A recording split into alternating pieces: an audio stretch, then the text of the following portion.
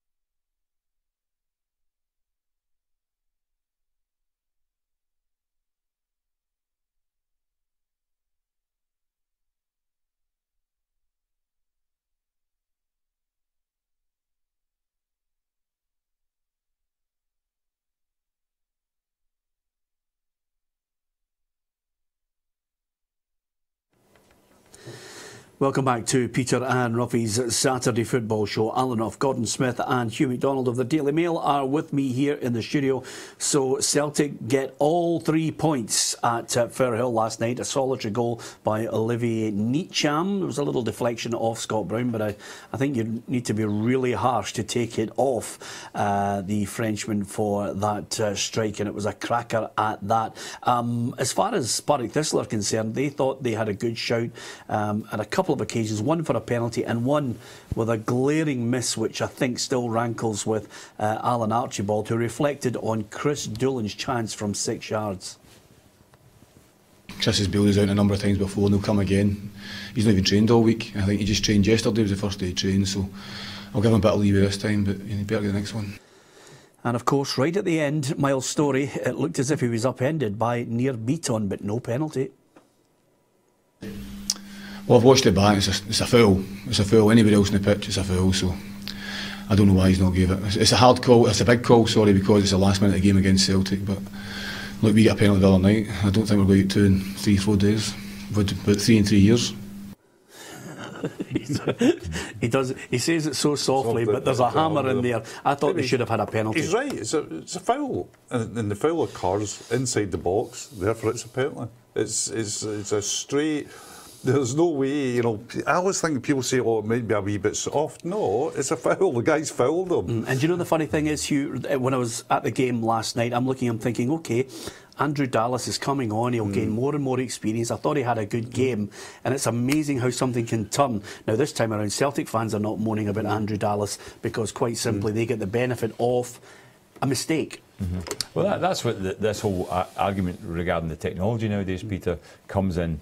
I mean, they could have shown that again, let a fourth official see it, let the referee himself see it, and then make a decision on it retrospectively, because I think that's going to tidy it up, because the man that does get the stick for it is generally the referee when he gets it wrong. And if you had the TV evidence there, the video evidence, more decisions would be corrected. And that's the way with referees, Peter. It's like goalkeepers. They can go for 89 minutes and have a good game, but if they get a big call like that wrong, rightfully, that's what they're going to be. Absolutely. That's what they're going to be remembered for, because that changes the whole context of Thistle's game. I mean, instead of sitting bottom of the league with 2 defeats, they could have, you know, Alan Archibald take a point all day against Celtic at Firhill. Changes the momentum of the team. It's a big decision. One other little point before we finish on last night's game, Ruffy. Stuart Armstrong. I'm looking now and I'm thinking Nietscham looked good. Stuart Armstrong, I think his head's somewhere else at the moment. Yeah, I think if you get a chance to see the clip of the game, I think the television cameras pan to the dugout, and his just body language in that dugout just didn't look good at all. He looked a particularly confused footballer. Yeah, and even when he got on, he looked a bit iffy. You know, his passing wasn't as sharp, and yeah, I think things need to be sorted out there, because obviously the player himself isn't benefiting from it at all. Okay, you can interact with us today if you want to give us your thoughts on last night's game at Peter and Ruffy on Twitter, facebook.com/Peter and Ruffy. Saturday afternoon, STV2, 4 hours all the way through till 6 o'clock. These 3 guys will give us their opinion and reaction to goals across all 4 divisions in Scotland. Here's a look at the fixtures in the Premiership in Scotland this afternoon that you can look forward to. Of course, confirmation of last night's result, Celtic winning by a goal to 0. It's Hamilton Dundee, Kilmarnock against Hearts, Rangers Hibs, Ross County Aberdeen and St Johnstone against Motherwell. So that's the Premiership for you, and we are going to concentrate on one of those games as the game of the day. It's at Ibrox. It's Rangers against Hibs. Our reporter Andrew McLean is there. Good afternoon, guys, from outside Ibrox Stadium, where today Rangers take on Hibernian for the first time since that infamous cup final that happened last May. At the end of that match, the football was the last thing people were talking about. Hopefully at the end of the 90 minutes today, football's the only thing we're talking about. Both teams come into this one on good form, both with wins on the opening day of the Premiership season. Rangers 2-1 winners away to Motherwell, while Hibs beat Partick Thistle 3-1 at Easter Road, and both sides scored loads of goals during the week. Rangers 6-0 winners against Dunfermline, while Hibs put 5 past Ayr United. Goals is really what we talk about when these two sides face each other. 16 goals in the last 3 encounters between these two sides, and we'll be hoping for more again today. Yeah, should be an absolute cracker. Andrew there, ready for the game. The build-up has been absolutely magnificent for this one, Hugh. Yeah, it is a game. I think it's a game of the day in Britain. I mean, honestly, if I had to choose a game that I wanted to go to, this would be the game. Apart from the backstory about it and somebody saw, it could be a damn squib, you know, it could be nothing each. But even at nothing each, there'll be plenty of, there'll be clear in the back pages and the spreads for this in newspapers at the moment. Huge game, huge backstory. I've looking at the teams, Peter. Really, it's two strong teams with interesting players. I think Hibs that's as strong a Hibs team I've seen for ages. Obviously for ages, but I mean with that back four and the pace up front, good midfield, good strong midfield. Rangers improved over the last couple of games. Really come on strong as well. Yep. Top game. Yeah, great line that you stated there. That's as strong a Hibs team as you've seen in many a year. And I automatically, when I was looking at Hugh and his average age, roughly, I thought to myself, well, the Hibs team must be Herriot, Brownlee, Shadler, Black and Blackley. It's as simple as that, because that was not a bad side. And of course, Rangers, today, let me look at their side first of all. Fotheringham, Tavernier, Alves, Cardoso, Hodgson, Jack, Dorrans, Windass, Candias, Miller and Morelos is the starting 11 for Rangers. As far as Hibs are concerned, well, again, as Hugh alluded to there, a really strong side. Marciano, Whittaker, Hanlon, McGinn, Slivka, McGeoch, Murray, Stevenson, McGregor, Ambrose and Stokes, and just rich with experience there, Gordon. Yeah, definitely. I think that it looks to me as if, I'm not quite sure, but looking at the side, whether Hibs might go with three at the back, three centre backs. I'm just looking at that, thinking like a 3-2-3-1 sort of formation, because it looks as if it's just Stokes as the front man, isn't it? Well, I'm looking here now. Murray as well. Murray off him. Whittaker, Hanlon, Ambrose and Stevenson looks as if it could be the sensible back four for Yeah, because I wondered about that, because I thought that Motherwell, they took a wee while to cope with it, but Motherwell set up themselves up to play that way last week against Rangers. And if you're playing against a 4-4-2, what sometimes you can get with the three centre halves is you then have five in the middle. Yeah. And that gives you the extra man. That could be Rangers' problem. The one thing that might stop them at the highest level doing well is the fact that if teams set up, and then what happens is that in that central area of the midfield, Rangers have got Jack and Dorrans in there, and other teams might have three players in there against them. And that makes it difficult for them to get on the ball and create, to get the ball into their front players. So this depends how it goes. But I think this is a very interesting game today. I think it'll be three. I think it'll be Hanlon, Effie and McGregor will be the three at the back. And I think Whittaker and Stevenson will play wing backs, and that'll give, as Gordon says, three players to absolutely press the two Rangers players. And the funny thing is, when you mentioned there, them playing 3-5, five in the middle, I presume, is look at the strength of the bench for Hibs. I mean, I'm looking at David Gray, the cup captain, cup-winning captain. He's not in. They've got Fontaine, Matalovickius, Swanson as well. I mean, they're not even the starting lineup, Ruffy. No, and they'll probably have to use them all by the end. I'm surprised the boy Swanson's not playing that. I think he's the kind of player that could trouble, obviously, the Rangers fullbacks when they get forward to get in that space, just to cheat a wee bit and get in there. But Neil's obviously looked at it, and probably early on, first 15 minutes, 20 minutes, they'll want to bed themselves in, they'll not want to give anything away, they'll not want to give any advantage, and then just see how the game pans out. He was at Fir Park last week, Neil Lennon. I saw him there, and he might just have looked at that and thought, well, this is a system that if I get it this right, it could cause Rangers problems. I think it could as well, because what we know, I mean, there's two things that was conspicuous from a good Rangers performance last week at Fir Park. Certainly offensively, I thought they were excellent. First 20-25 minutes. After that, it was Motherwell were back in it. They couldn't defend cross balls. Yep. And also the space, which has always been a problem with Rangers, the space between the two full backs can be exploited. Now, if he's got Whittaker and Stevenson, wide, they'll be good defensively. They're both good players, solid, experienced players, but also players that can go beyond as well. And if he's got Stokes and Murray in the box, McGinn backing them up, I mean, I think it ticks two boxes. It's a fail-safe, strong setup, but it's got the ability to go forward.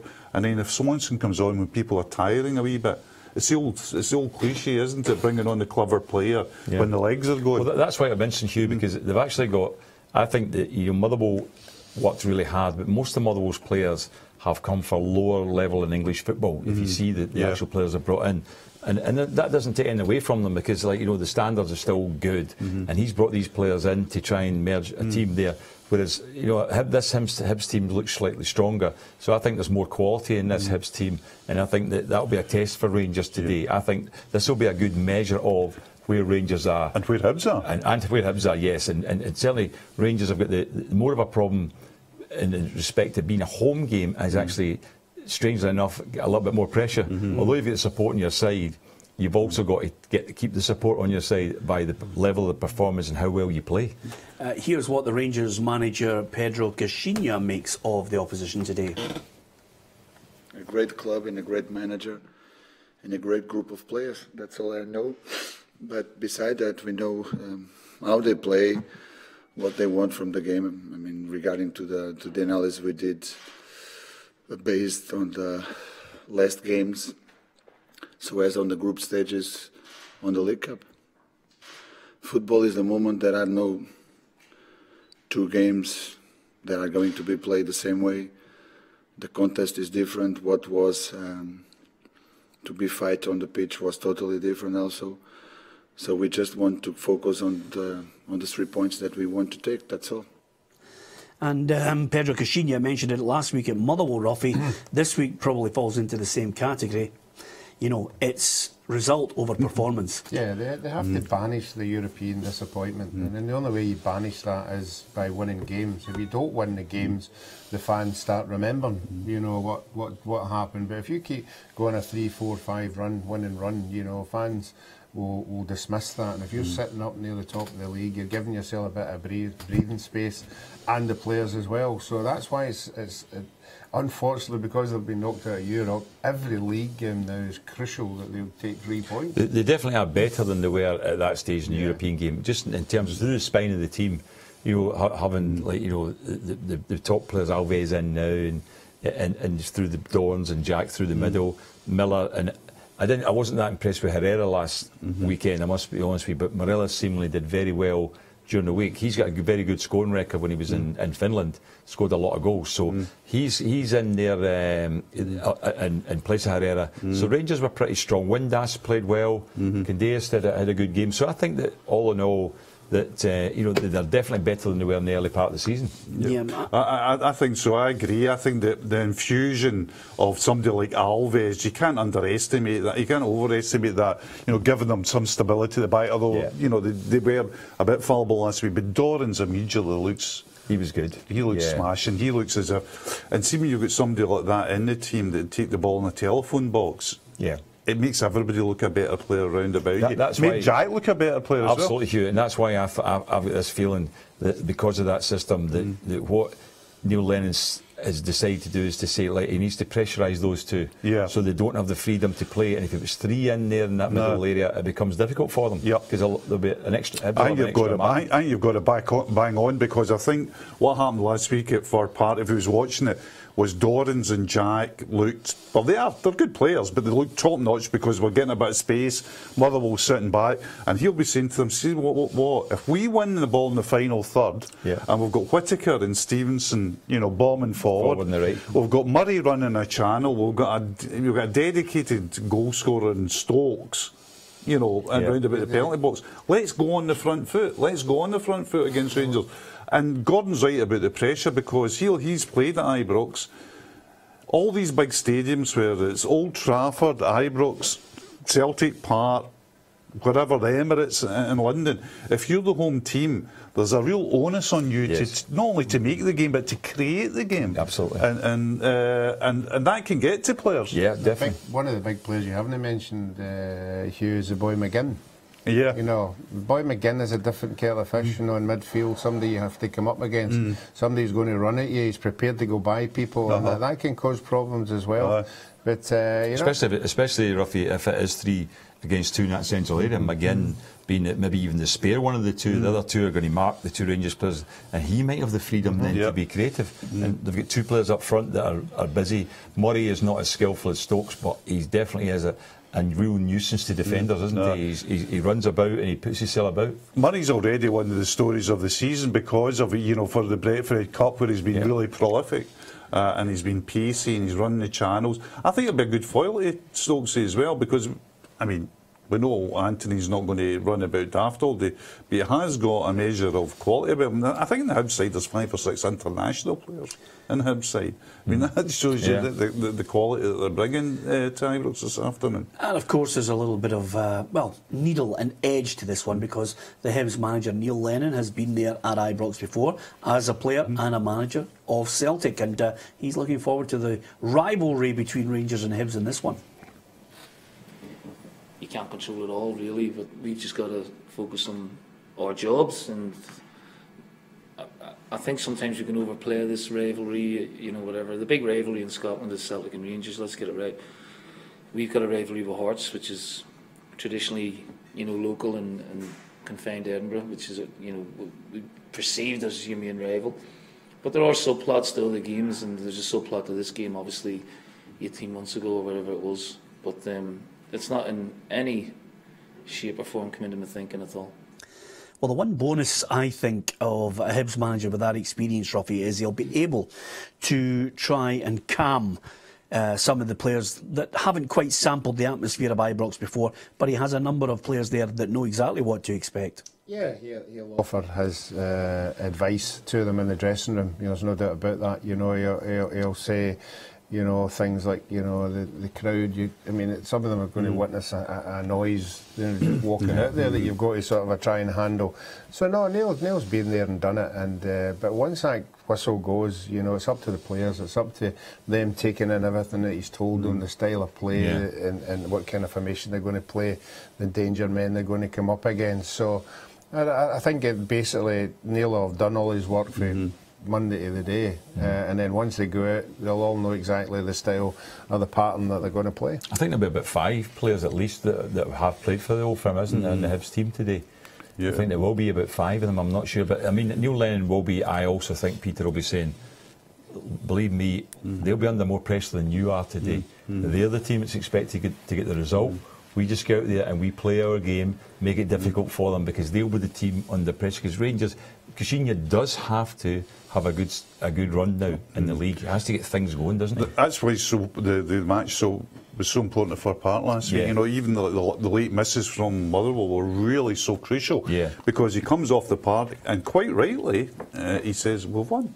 That's it, and that's the bottom line. Everybody's played for Celtic and Rangers. Never mind about anybody's managed Celtic or Rangers. Anybody's played for them will say, "That's it." Yes. I think you come off, you've won. That's right. Judge the performance second. I think everybody's just sitting waiting to see what kind of reaction they are when they come up against sort of a better teams. You know, I mean, and Gordon will know better than anybody. It's fantastic when you're playing Dunfermline and you're winning 4-0.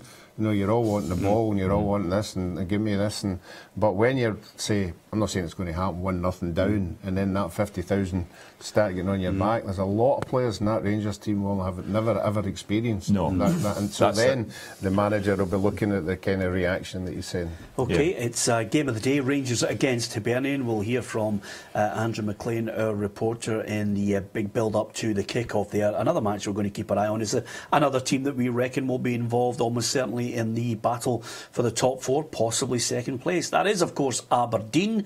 They are at Dingwall today to take on Ross County, and they've made a signing, and Stevie May is a player arriving at Pittodrie on a 4-year deal. The medical has apparently been stringent, Hugh.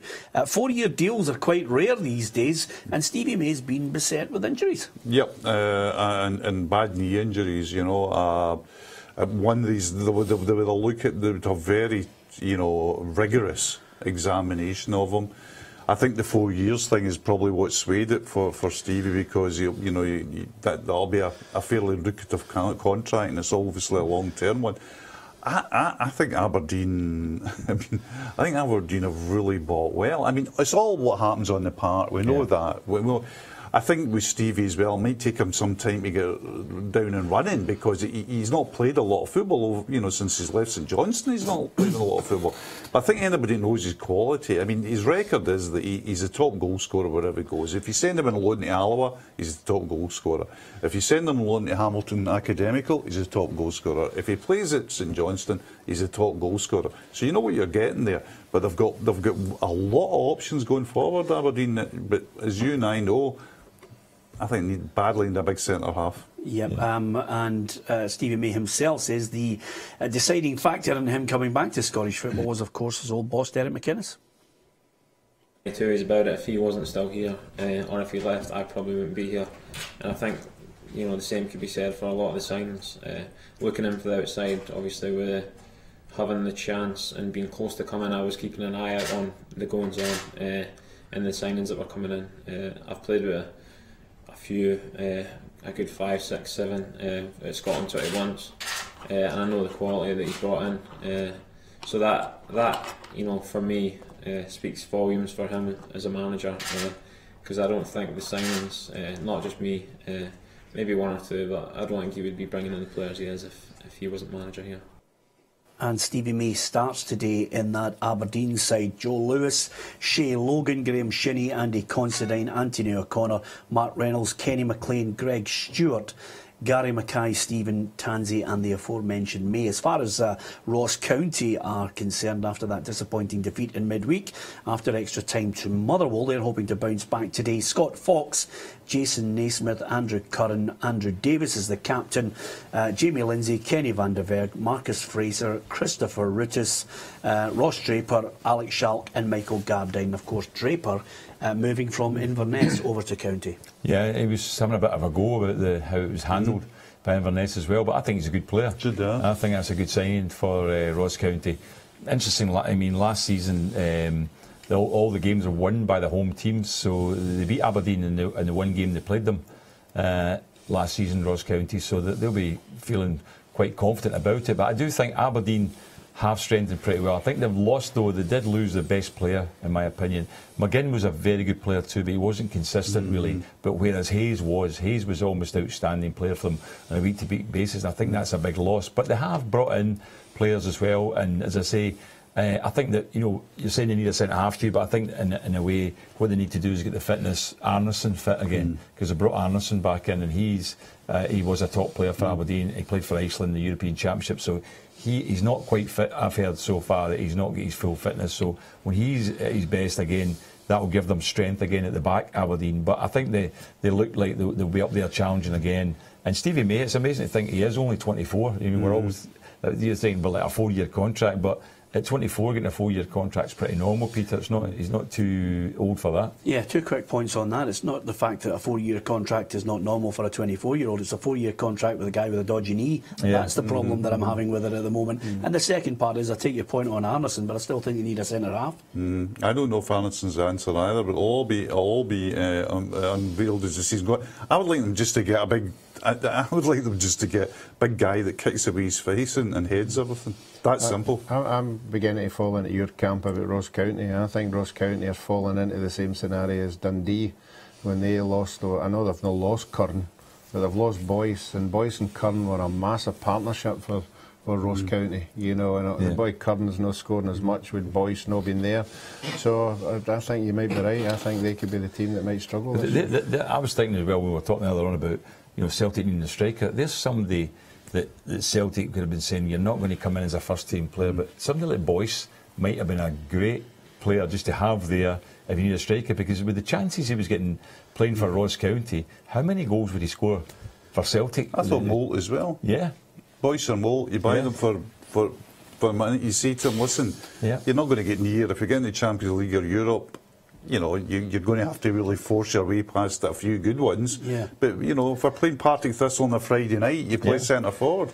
Dare I offer, the manager's insight into it is probably he's looking for a higher calibre of player. I know that sounds really derogatory towards those two players, but I think he's looking for a higher standard of player that he can still use in Champions League as well. No discredit to them, you know. There's many a player that we've all looked at, and then a manager has come up and said to me, listen, but that's what you're talking at one level, I'm talking at another. But that's what we'd have said normally, but the manager denied that. I mean, the manager said we couldn't bring in a centre forward of quality because it would cause a problem. That's a good point as well, Keith. So he's the man that's telling us we can't have a third Griffiths, right? We can't. So you see, the only thing we could do then is get a Louis Moult or a Boyce. Well, the other thing is as well, nobody rated Griffiths to that degree either. He thought it was just a good signing for Celtic. Nobody was putting him in the pedestal that he's on now, in terms of, because what happened was he came to Celtic and he is a good goal scorer and he gets more chances when he plays for Celtic and he finishes, so his record's been great there.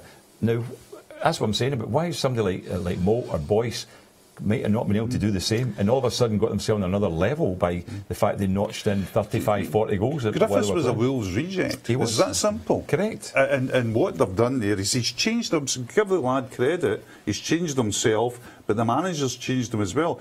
But I can't get my head round, you know, the thing like we can't bring in a top class striker, because there's got to be the dynamics of the group, as they call it, and the finances as well. Well, right, bring in a plan B. Yes, yeah, but that's what I think. If you're so far, if you believe you're so far ahead of everybody in Scotland, just rotate. Just rotate your strikers. You know, when you see somebody. He hasn't got any. I think that's a problem. I know, but that would be one of the reasons why you would have another striker. If Griffiths has got a calf injury, you just leave him and you let them play. But I think that's one of the biggest problems for Scott Sinclair. I think he's at burnout now. I think he nearly played in every game last year and was a big player. And he just doesn't look the same player he was last year. Yeah, my biggest problem is basically I was managing to talk about Ross County, Aberdeen, and somehow 2 of the 3 pundits managed to get it back onto Celtic. How they did that, Gordon, I will never know. I mean, honestly, the name Boyce came up. You think there's a pattern to this show, and then all of a sudden it just goes in a different direction. No, but that's what I think. A lot of times you move away from something because there's another sideline to it, and we mentioned about Boyce. They've lost Ross County have lost a good striker, and that's why I turned it around to say, yeah, and there's somebody that Celtic could have had who I think would have been a very good cheap rate and would have done a job when required. Thanks for explaining that to me, Gordon. I really didn't know why you'd done it, but nevertheless, now you know. we're gonna have a big break now, and Gordon and I will discuss the script, and then we'll be thinking about Kilmarnock against Hearts coming up next.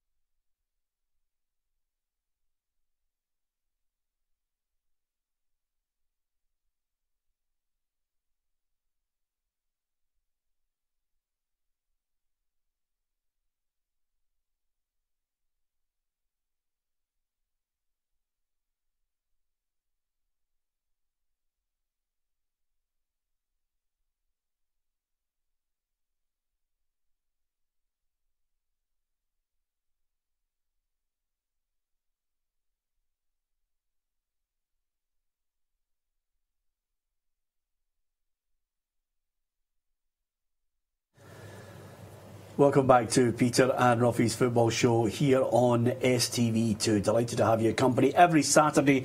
4 hours of football chat. We concentrate on all 4 divisions in Scotland. We will cast our eye over the English Premier League as well. Of course, it is up and running for the new season. Last night it was a 4-3 win for Arsenal against Leicester City. So drama on the first match, but will there be more goals this afternoon? If indeed the ball hits the back of the net down south, we'll keep you right up to date with that as well. The games in the Premiership, Championship, League 1 and League 2 in Scotland. We've got still some games to discuss and bring you the team news. Kilmarnock against Hearts. Jamie McDonald in goal for Killie. Greg Taylor, Kirk Broadfoot, Chris Boyd, Rory McKenzie, Dom Thomas, Chris Burke, Lee Irwin, Gordon Greer, Ian Wilson and Adam Frizzell. And for Hearts it's Jack Hamilton, Michael Smith, John Suter, Kyle Lafferty, Christoph Berra, beg your pardon, Arnaud Jim, Don Cowie, Conor Randall, Rafael Gajelak, Jamie Brandon and Ismail Goncalves. And Jamie Walker is on the bench for this one, Hugh. Yeah, big. He's getting nearer, isn't he? They've got him at the match now. They've got a strip on him. Interesting situation. The Kilmarnock, by their standards, they've been looking for something at least from St Johnstone last week. I think Hearts will win there today. I think Hearts have got enough quality to cause Kilmarnock problems. I think there's enough quality in that squad and that team to be more than competitive at Rugby Park. And let's see if the young man Walker gets on. Yeah, first of all, I was disappointed in Kilmarnock in midweek, Gordon, because I thought with all the experience they had on their side, they offered nothing at Celtic Park. Absolutely, and on the basis of the fact that they did seemingly quite well in the second half against St Johnstone and then lost that excellent goal from O'Halloran, but they were dominating the game at that stage, looking for a goal, didn't quite get the breaks, hit the bar, everything then. So they must have been getting into the Celtic game thinking, well, it wasn't a great result, but we didn't play too badly, and then put in a performance like that. And against a second-class Celtic team, it has to be said, that wasn't their first team. They brought in I think about 5 teenagers in the team as well, albeit they're top-class players. But all these changes must have made it better for Kilmarnock, because when you're blooding a lot of players in the team together, it's sometimes hard to get a good team spirit, good shape, good pattern of play. But Celtic got that, and Kilmarnock were a big disappointment. Yep, a huge disappointment, of course. Just briefly, Ruffy, because we have a championship game of the day, and I want to go live to them in the next couple of seconds. But they're playing Hearts, and Hearts are obviously looking for a manager. Stephen Presley's been interviewed. Paul Hartley, another man being mentioned now as undergoing some talks with Anne Budge. Yeah, and I think the supporters themselves will be wanting somebody in as quick as possible. Obviously, winning games will give them a wee bit more time. If you win the game today, you can say, oh, we'll take our time. If they were to lose the game today, then the supporters will want to say, who's coming in here, and we need somebody quick, because we've got big games coming up. So I think the result's very important. Yep. Okay, let's go to Greenock. Not a difficult place to join anyone live at the best of times, it's not quite going on a holiday, but Des McKeown is there. We've finally got him down there by the beach for what will be, surely, Des, an absolute cracker and game of the day in the Championship. Yeah, I don't doubt that for a second, Peter, although we're a wee bit away from the beach, I have to say. Yeah, terrific setting here down at the tail of the bank. There's almost 2,000 St Mirren fans travelled. It's only a short distance, but it just tells you the magnitude of this game, and of course where St Mirren are at the moment. Nearly 2,000 travelling supporters down to this Renfrewshire derby. Morton down in front of us, they've got what a season they had last year. Kind of ran out of steam at the end up, so Jim Duff and his players will be hoping to emulate that, try and get back into the playoff shake-up. But St Mirren, as we're well aware, Peter, they've got higher expectations this season. Last year it was all about survival. You and I sat in these very 2 seats and watched them dismantle Jim Duffy's side in April last season. They arrive here with huge confidence, having beaten Falkirk 3-1 last week at St Mirren Park. Okay, really looking forward to that, and of course Des will give us updates throughout the afternoon on that match. Morton against St Mirren. That one to look forward to. It's an intriguing one, and as Des mentioned there, it just shows you the contrast and the fortunes between the two sides. Suddenly, Jack Ross got his teeth into it. Last week, we're hearing the St Mirren manager saying, we're looking for promotion this season. Yeah, but there's always been an air of confidence. Like I remember talking to Gordon Reid, the chairman, just after it was just before the cup final against Dundee United, and they were really in the mire there, in terms of the table, and he was saying, no, we're looking to finish 6th or 7th. Our big problem will be to keep Jack Ross at the club because he's a great manager, and next year we're wanting to make an assault on the top places. And so far, he's been bang on. I mean, by all three statements. And by all accounts, we listened to Des last week, and by all accounts, a very impressive performance by St Mirren last week. So no reason to think that they won't be the top. But Morton may have something to say about that today. Derby game, they're at home. People kind of write them off. I've got a feeling that Morton might get something out of the game. There was a contrast last year, Peter. Because at the first the game of the season at Morton Capital, Morton won comfortably 3-1 but as things changed, Hugh's right, Jack Ross got things going, and when they went there in April, St Mirren won 4-1 at Capital in April, and that was a very, very impressive performance to go there, because Morton at that stage were competing for a top spot, trying to get into the playoffs at that point, and that was a major defeat in what's a derby game. So it was very good. Yeah, absolutely. We're getting closer to the big kick-off. We'll get the predictions from these lads next.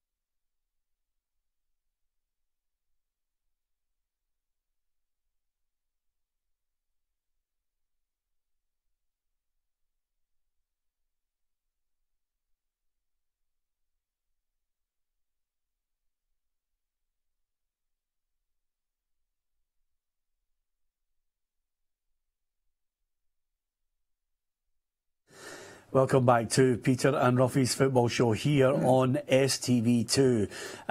The kick-off getting ever closer. 3 o'clock, fast approaching, lads, so that means we're going to get predictions. We'll also be nipping back to Des McKeown shortly to get just a quick flavour of the team news from Morton against St Mirren and his predictions as well. But as we get close to kick-off, we all, I think, got the points from Partick Thistle Celtic, although nobody really got full marks on it. How do you think, first of all, the game of the day, Rangers Hibs, Hugh McDonald? I think there's goals in the game. I think what worries me about Rangers, from a Rangers perspective, is defensively. I still think they're, cross balls and space behind the fullback. So I'm going to tip an away win. I'm going to say Hibs to win 2-1. Yeah, I think it could be interesting as a make-or-break game. I think that Rangers, they're improving, they're getting better each game. There's pressure on them greatly today. So I think they will also get the result too. I'm going to go 2-1 Rangers. Yep, two teams, last two games, scored 8 goals each. I don't think we'll get anything like that today. I think first goal is always important in any game. But I think if Rangers were to get it, Hibs would have to dig out something. And I think they'll be capable of doing that. I'm going to go for 1 each.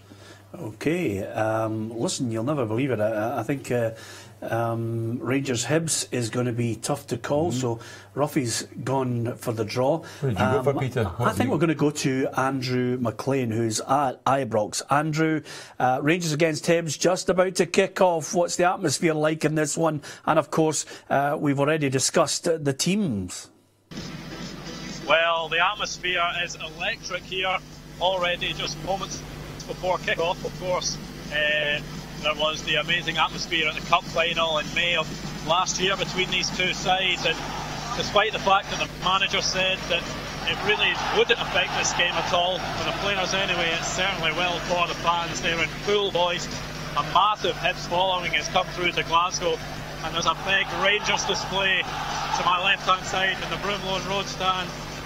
It's really, really something.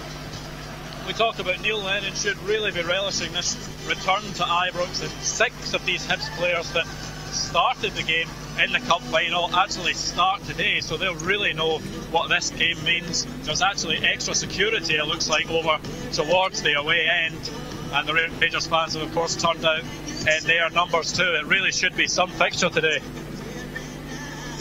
Yep, and there is confirmation, as we were talking to Andrew there, of the Rangers side: Foderingham, Tavernier, Alves, Cardoso, Hodson, Jack, Dorrans, Windass, Candeas, Miller and Morelos. And as far as Hibs are concerned for this afternoon, Marciano, Whittaker, Hanlon, McGinn, Slivka, McGeoch, Murray, Stevenson, McGregor, Ambrose and Stokes. OK, Andrew, how do you think this one is going to finish over the 90 minutes? Well, I'm hoping it'll be a thriller here. These two sides are used to goals when they play against each other. I think there will be goals here today, but I think it'll be a slender Rangers victory. OK, thanks to Andrew McLean. We'll be back with Andrew at half-time. The technology today has proved to be mightily difficult, I'll tell you, especially when you've got 50,000 fans inside Ibrox. But we'll bring you all the latest from the game of the day. There's no doubt about it.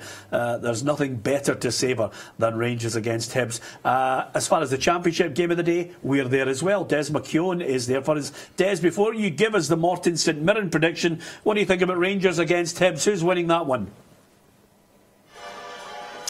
Oh, it's a great question, Peter. I've written today that this could be a real seminal moment for both sides in their quest to be second in the division. I actually fancy Hibs today. I think Hibs go into the game, they've got more cohesion, they've got a bit more of a nucleus. I think Rangers are developing and progressing, but at this stage I think Hibs are going to win that game today.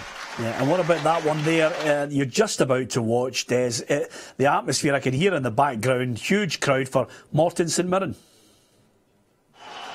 Yeah, absolutely fantastic, Peter, and I'll give you my prediction in a minute, but I'll need to be very quiet telling you it because I'm in amongst the Morton fans. That may give you a clue, but Rawhide was playing in the background, so I'm going to circle the wagons right round about me and tell you that I think St Mirren are going to win this game 3-1. That's why that's why I love Des. You know, he can act as well. I mean, this is a BAFTA performance here. And he's not got a rawhide by sitting on his fence either. You know, he's come out with a real prediction. Yeah, Ruffy, did you see that there? Des in the middle of the Morton fans predicts St Mirren. Can you hear that, Ed? Yeah, I'm just surprised he knew what rawhide was. You know, I thought that was a bit early for him. Yeah. Well, to be honest with you, the only reason he knows that is because it's still #1 in Greenock. We're now I'll get it for that one, Hugh. What about the other matches? Killie Hearts, who's going to win it, Hugh? Hearts, 2-1 for me. I thought Killie really disappointing during the week. I still don't think that's Hearts are a bad side. I mean, we know Celtic beat them comfortable last week, and now that Catherine's away, I think there's enough in the team to win.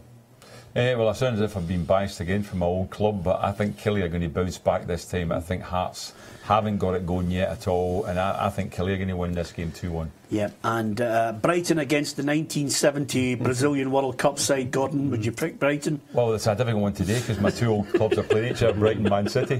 Hang fire. We'll come back to you for that one. Yeah. Ruffy? Yeah, I think this will be a tight affair, this one.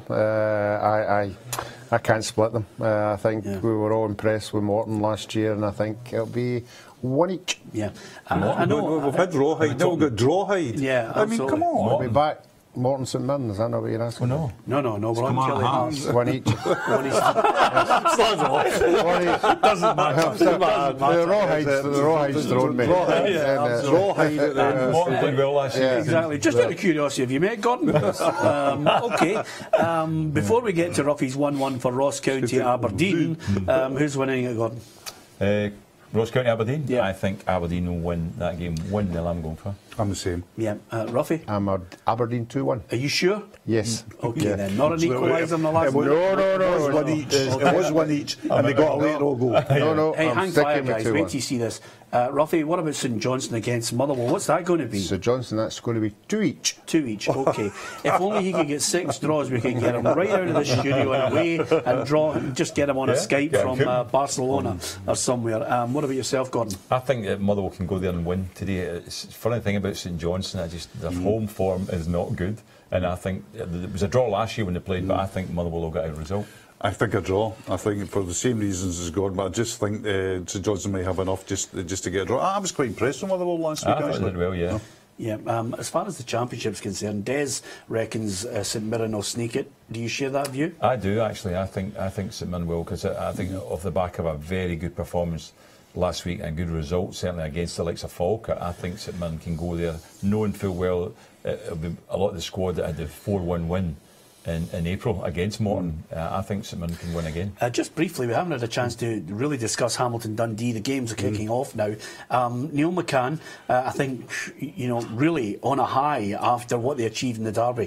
Yeah, but he's been on a huge low what's happened in the Premiership. I mean, that was a dreadful result for them last week. I expect them just to nick it today. I think they've got if you look at their team, very attacking team out. Elbeck Tui is in the team. Haber's in as well. It looks as if they're really going for it. I think they'll win by the odd goal. Yeah, I said it all last year that Hamilton having to get 2 goals in them, and they'll need 2 goals today to take something out of this, because I think Dundee will score 2, so I'm going to go 2-1. Yeah, do you think this is the year where you eventually get it right, Ruffy, with Hamilton? You've been tipping them to be relegated. I'm more sort of relaxed this year, because we've all went for Hamilton. So the pressure's not sort of on me by myself. I think Scotland's going for Hamilton. Hamilton fans don't. Some of the Hamiltons. I think some of the players are actually thinking you could be gone. But what about yourself? I'm going to do a Ruffy forecast this time. This is my draw game. Yeah. I think 1 each. Okay, and just picking up on what you said there, Hugh, Bain, Kerr, Holt, O'Dea, Kamara, Allen, McGowan, Elback, Tui, Hendry, Walters and Haber. It's a side that he's going for the win today. Well, it's a side that could loosely be looked like as a 4-3-3, or it'll obviously all go back to 4-5-1 if they lose the ball high up the park. But they've got goals in it. Back Tui as well is very interesting, because he scored very dramatic goals for Dundee, and I know that he may jump to division. 2 minutes into the match, Hugh, Morelos has scored. Rangers are in the lead. Ibrox buzzing, bouncing, everybody going crazy. What a start, Morelos. It's unbelievable. I mean, you got 2 goals during the week, and as I said earlier on, he's come in. I wasn't that impressed with Herrera, but Morelos has got a tremendous scoring record. If you check his record out last season, it's good. And a lot of the fans I spoke to and people that were there said he looks good and he holds the ball up well. He's a threat, and that's a really early goal, isn't it? What a start that was. I mean, Pedro Caixinha singing his praises at the press conference a couple of days ago. Suddenly, after the Dunfermline game, as Gordon mentioned there, you know, he gets another goal. Free kick from the right-hand side, Robbie. I'm just looking. Right-hand side, free kick. Ross County have scored too. Yeah, absolutely. So they have. Just looking at that there. Aberdeen losing at this stage as well. Yeah, I think this is a test, obviously, for Hibs. We're all waxing lyrical about them, but it's up to the players now. Neil Lennon will be wanting some kind of reaction from his players. But if you're a Rangers player, 6-0 during the week, 1-0 early goal. You're wanting to play this game. I mean, absolutely changes the dynamic of the game, because we were talking about the possibility of Rangers players getting frustrated, the crowd getting edgy. The crowd will be bouncing now. It's a question now will be directed at Hibs. This is a season when you really do start thinking about how the other teams are playing, you know. And again, we're looking at Aberdeen after last week, and then, of course, making that signing. They're a goal behind to Ross County. Craig Curran getting the goal. So we're about to actually get a little sense early on of the mettle of Aberdeen and Hibernian. How are they going to bounce back from that early goal? Alfredo Morelos scoring for Rangers. Yeah, well, the great thing from Aberdeen's point of view too, though, is the plenty of time to pull it back. You know, if you lose a goal that early, you know, you've got to 80 odd minutes to pull it back. But Morelos, I mean, he didn't score the first goal on Wednesday night, but Rangers also, I think, scored in about 3 or 4 minutes on Wednesday night as well, didn't they, against Dunfermline? So that early goal, a big difference, because as Hugh says, the big situation happens now is how, if Hibs have been set up to actually thwart Rangers and stop them, they've got a problem with that now, because what happens is they open up now to try to get back in the game and leave themselves a bit open at the back. Who knows how they're going to cope with that? You know? Dunfermline have scored. Callum Smith's got the opening goal at East End Park against Inverness Cally Thistle. They had a goal up. I'm just looking at the Ross County goal, Ruffy. Yet again, another free kick there from Christopher Rutis, flying it in, and there's Craig Curran to head the ball into the back of the net. The reason I'm mentioning that is because, quite simply, over the last week, Ross County have shown time and again their prowess from set pieces. Yeah, they've been very good. We know the manager is very stringent in his free kicks, corners. You know, the players seem to, you know, what they're doing up there. But again, Aberdeen's failing has always been, you know, a ball into the box, and as I think it was Hugh said, a big rugged centre half who just goes and clears his lines. You're not looking for anything special. They don't seem to have that, and again, they've fallen behind, but they've struggled quite a lot every time they go to Ross County. Sometimes they'll be able to get a late goal, but they'll have to get their act together in this one. Yep, absolutely. OK, I'm just looking at some of the games down south in the Premier League as well. The Premier League is back, of course, that 4-3 win for Arsenal last night. Olivier Giroud scoring the goal to secure all 3 points for Arsenal, and at the end of it, Arsene Wenger says it's a determined no. Giroud will not be sold in the transfer window. It'll be interesting to see all the money spent, who's going down and who's going to be in the top 4, who's eventually going to win the Premier League in England. One match that kicked off early today has finished Watford 3, Gordon, Liverpool 3. Yeah, that's amazing. I mean, you look at that, that's 13 goals in 2 games so far in English football. So you've got to hold your hands up and say, that's exciting for the fans, isn't it, to get a 4-3 and then a 3 each. And it shows you to a certain degree something that I've think at the highest level I've found, Peter, that I find these days that the level of attacking players is of a higher standard than defensive players, and I think that's why we're seeing more goals. I think you're right. I think one of the things is that you presumably Liverpool have got Virgil van Dijk and speed dial at the moment, but I think as well, Gordon, that it's harder for defenders than it was in the old days. Defenders in the old days, could whack you from the back. Yeah, he could whack you from the back, take you out of the game. They could pass the ball back at any time. Offside was easier to deal with too. Offside was easier because players they just stepped up. So players wasn't a second phase and all that sort of thing. So they could be right. You could tie the back four in a rope, they could have a back at you, and if there were trouble, they could pass the ball back. Another thing as well was that I think the players that had a bit of speed in them as well, trying to turn and go through a back four, used to get terrible treatment. Now you can't touch a forward, I think quite rightly so, but it's changed the whole game. You imagine now if somebody said to you, you can play anywhere, anywhere behind the back four as long as you don't interfere with play, and nobody will kick you. That's right. Not a bad day. I can tell you, Ismail Calvez has scored for Hearts. What happened today, isn't it? Kilmarnock 0, Hearts 1, and just when you're talking about physical contact, clearly there's still some physical contact in the game, Hugh, because James Tavernier and Anthony Stokes have been booked. so they've locked horns early on. They've picked up a yellow, and I can tell you one man with a positive statistic is Alfredo Morelos. He scored for Rangers inside the first 2 minutes of that match at Ibrox. Rangers leading by a 1-0 in Game of the Day, and we'll keep you up to date with what's happening in the Championship as well. Some very tasty games. You can see it just coming up on the sheet below us, keeping you up to date with the Premiership, Championship, League 1 and League 2, and of course in the Premier League in England. We'll keep you up to date with the goals there too. And Gordon right on the mark. Yeah, St Johnstone have got a goal as well, so there's a lot of early goals, you said. I mean, this is unusual. I mean, in many weeks we sat here at times looking at that Premier League and score lines and cards, 0-0s, 0-0, 0-0, and that's another goal. So that's pretty good. Yep, every game in the Premiership has an early goal, Ruffy. That's what we want, because if there's not a lot of goals, then usually we all end up arguing with each other. But, we're friends this week. We've done predictions, we're all actually taking in these scores as they come in. I know you're thinking, oh my goodness, have I got that wrong? Well, I've already got Aberdeen wrong, because I said it was 1-0, so that's blown that one. Football's the only game, though, Hugh, where we have a situation where a complete novice could be handed the manager's job at a major club, and I'm talking about anywhere in Scotland, England, across Europe as well. I just wonder if, a couple of positive results for Hearts, would John Daly be chapping the door and saying, would he be right to chap the door, or should someone at Hearts quite quickly have a word in John Daly's ear, or they might have already said, just guide the ship at the moment until we get the man in? Yeah, I think what's gone badly for John Daly is the fact that the previous appointment. They can't be seen to make two young guys. They've already, they've lost out on Cathro, a young guy, giving him his first big job.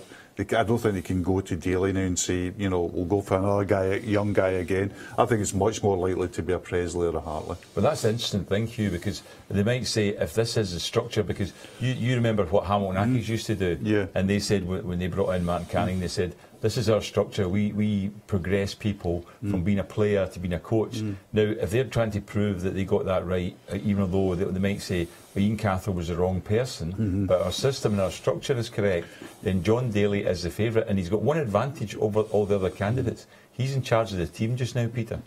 And if he can get results in these games, they're going to find it hard to discount him, to be honest with you.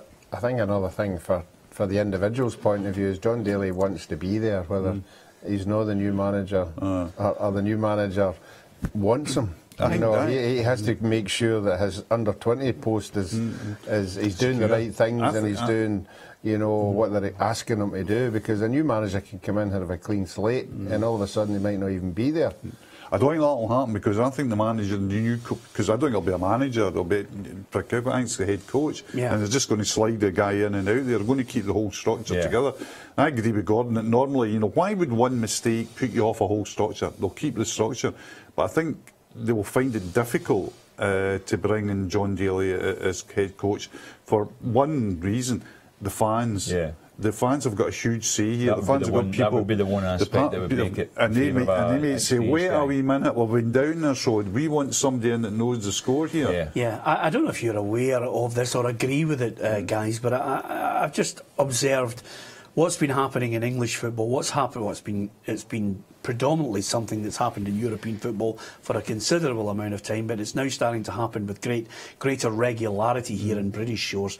Quite simply, some of the coaches don't have a say in what happens anywhere. Some managers now don't even have a say in the players that are being brought in. Just coach the players. Somebody else is buying them. It's big business, and up above chief executives and managing directors and chairmen, they're calling, and owners, they're calling the shots more and more. I agree with you, Peter, and I've never agreed with the situation, and I think that is a continental style of working. That's what they do in the continent. A lot of times the manager, as they call him over there, is just the trainer, which means coach, and all his job is to take the players that are brought in, and there's generally somebody above him. The manager is what we call a director of football and all that, and they do make all these decisions. That is true, and I don't agree with it. I think it's a way it's a way of working that makes a lot of sense in many respects, because the manager's not going to be there forever. If you're trying to build a culture of the club, we're talking about 4-year contracts for players and that, but if you want to buy a culture of the club, what's the most important thing? Stability at some point. Well, you know, with a manager, you're not going to get stability. Managers last, 2 years tops. I think that's the average. It's a good point you make, Hugh, because Conte might be out by the end of this year, if not before, because they're a goal down. They're not a goal down, they're a man down, sorry. Gary Cahill's been sent off against Burnley, and we were talking to Ian McGarry, our man in the know in the Premier League in England yesterday, and we think there's trouble brewing at Stamford Bridge. Well, because there is. Yeah. But he's not picking anything. He's not even getting the players he wants. But one of the great books to read is, I read the Ancelotti book on management, which was out last year. And Ancelotti, who's one of the greatest coaches in the world, I mean, he's talking about, you know, being in dressing rooms where the owner at PSG says to him, no, you just pick him. Or in Real Madrid, no, you pick him. The team's he's got to be in the team. And you go, well, I'm wanting to play this way. And he says, I've got to accept that. I can't sit instead go to the Bernabeu and say, well, I'm not doing that. That's how you got the job. The job was that this is not only who we want to buy, but who we want to play. I remember Alec McLeish tell me when he was in Egypt, it was the same thing. The owner came to him and said he had a very good result in the Champions League, basically, in North African Champions League, and the owner came and said, why did you not play this player? And he went, because we had a good result, we won the game. He said, no, I want him to play. And he was, and that's why Alec in the end up fell out with him. Who knows, maybe Hamilton Accies are ahead of their time. But a number of clubs now have managers who have maybe one arm tied behind their back, and some can hack it, some decide that they're going to go elsewhere so that they can be the all-controlling person. I get the feeling that Brendan Rodgers is almost certainly that person at Celtic. Absolutely all-controlling, and you know, by his works shall you know him, because he's moved his own scouting team in there. He moved his own training team in there. The inside of Lennoxtown has been completely and utterly revamped to have television sites all over the place that's got the players' training things up. This is he changed the interior of Lennoxtown to give the manager the scouts room, to give them a bigger room and all that. He is carte blanche here, Peter. Yeah, in the Championship, Falkirk 0, Dumbarton 1, Alistair Roy got the goal. Sean Burns has scored for Queen's Park in their match in League One. It's Queen's Park 1, Albion Rovers 0. And Dunfermline are 2 up now as well in their game. They're not great for Inverness, being relegated down to the Championship, but they're losing today to Dunfermline. So it's a good comeback for Dunfermline after the embarrassment of their midweek result. I didn't see Robbo coming out as the manager of Inverness, Ruffy, but I think there's something in the background now at Inverness, a strategy change that really has seen them plummet out of the big division. Yeah, I think the signs were there when John Hughes left. I mean, John was doing particularly well. He loved it up there. He loved the environment. And then all of a sudden he ups and leaves. And you don't just do that when you're enjoying yourself. You know, they won the cup quite recently as well. But he left obviously because of budgets. He left because he wasn't getting on with somebody. Maybe he saw into the future, the same as what happened at Dundee United, when obviously the purse strings were being pulled back and people decided, well, I don't want to be here, and that looks as if what's happening at Inverness. Yeah, I'll tell you, the goal in the first couple of minutes from Morelos, the atmosphere inside Ibrox is absolutely electric, Gordon. And of course, there's a section to the left-hand side from the commentary position in the gantry where I'm not sure I've got the right name for them. I think they go by the name of the Blue Ultras. And they've spilled onto the park for that goal, and the stewards have had to quickly push them back into that area, because this is one of those games where I think there'll be more than a few extra policemen hired for this one, because of the nature of what happened before. Security will be tight, but they've spilled onto the park, but they're back in their seats. Yeah, I've never seen that crowd coming on for that end. I mean, they're the most vocal of the Rangers support. There's no doubt about that. They're the ones that do most of the singing and have the banners and all that sort of stuff. But the thing, I've never seen them doing that. But as I say, it'll be an exciting game because we know what's at stake here. Hibs were the team that beat them in the Cup, the team that started the season well. Rangers, are they on the up? Are they improving? So I think there's no doubt there was going to be a big reaction to that Morelos goal going in, and it's still 1-0 so far, but early goal. But as I say, I'm pretty sure it's a great atmosphere there today, and it was a good game. I knew it was going to be a key game, and it is the main game in that league today. Yeah, it's one of those games, if you were a fan of football, fast action football, and of course the subplot and the cameos with Neil Lennon and Pedro Caixinha, new players in there, and of course the suggestion that of course one of them was going to finish above the other, and of course the back catalogue of the Scottish Cup final and what happened there, it has the makings of just a classic drama unfolding, Hugh. Yeah, absolutely. And news coming in, I think St Johnstone have gone 2-0 up at home, so further problems for Motherwell. Yeah, it's a classic game there at the moment. It's still tied, as I say. Very important goal for Rangers. I think the first goal for Rangers was so crucial for them today. I mean, get the fans completely surging behind them. But Neil Lennon will be interested to see. He'll learn a lot about, that cliche, he'll learn a lot about his players, but Neil Lennon is a top motivator, a person that talks about, you have to go into difficult situations and come out with something. Hibs are now in a difficult situation. Let's see what happens. Yeah, absolutely. We're about to find out if they've got any kind of spine and if they're up for the battle in this one. It's a good call by Hugh. Ruffy, you'll be hoping that Motherwell can come back and get 2 goals, and then you'll have a full 5 points in the predictor there, because you predicted 2-2, but St Johnstone are racing there. Michael O'Halloran, what a transformation when you have a manager who believes in you, a manager who understands where you play, and then you just go out there and do your stuff. Yeah, St Johnstone seems to be that kind of club. All the players all got on well with each other. They love being up there, they love the training and everything that goes along with it. And certainly the goal he scored last week against Kilmarnock was top drawer. Don't know what this one's been like, but certainly, yep, he'll be absolutely buzzing. He's been a good signing for them. Inverness, by the way, have got a goal back against Dunfermline, so it's 2-1 in that game.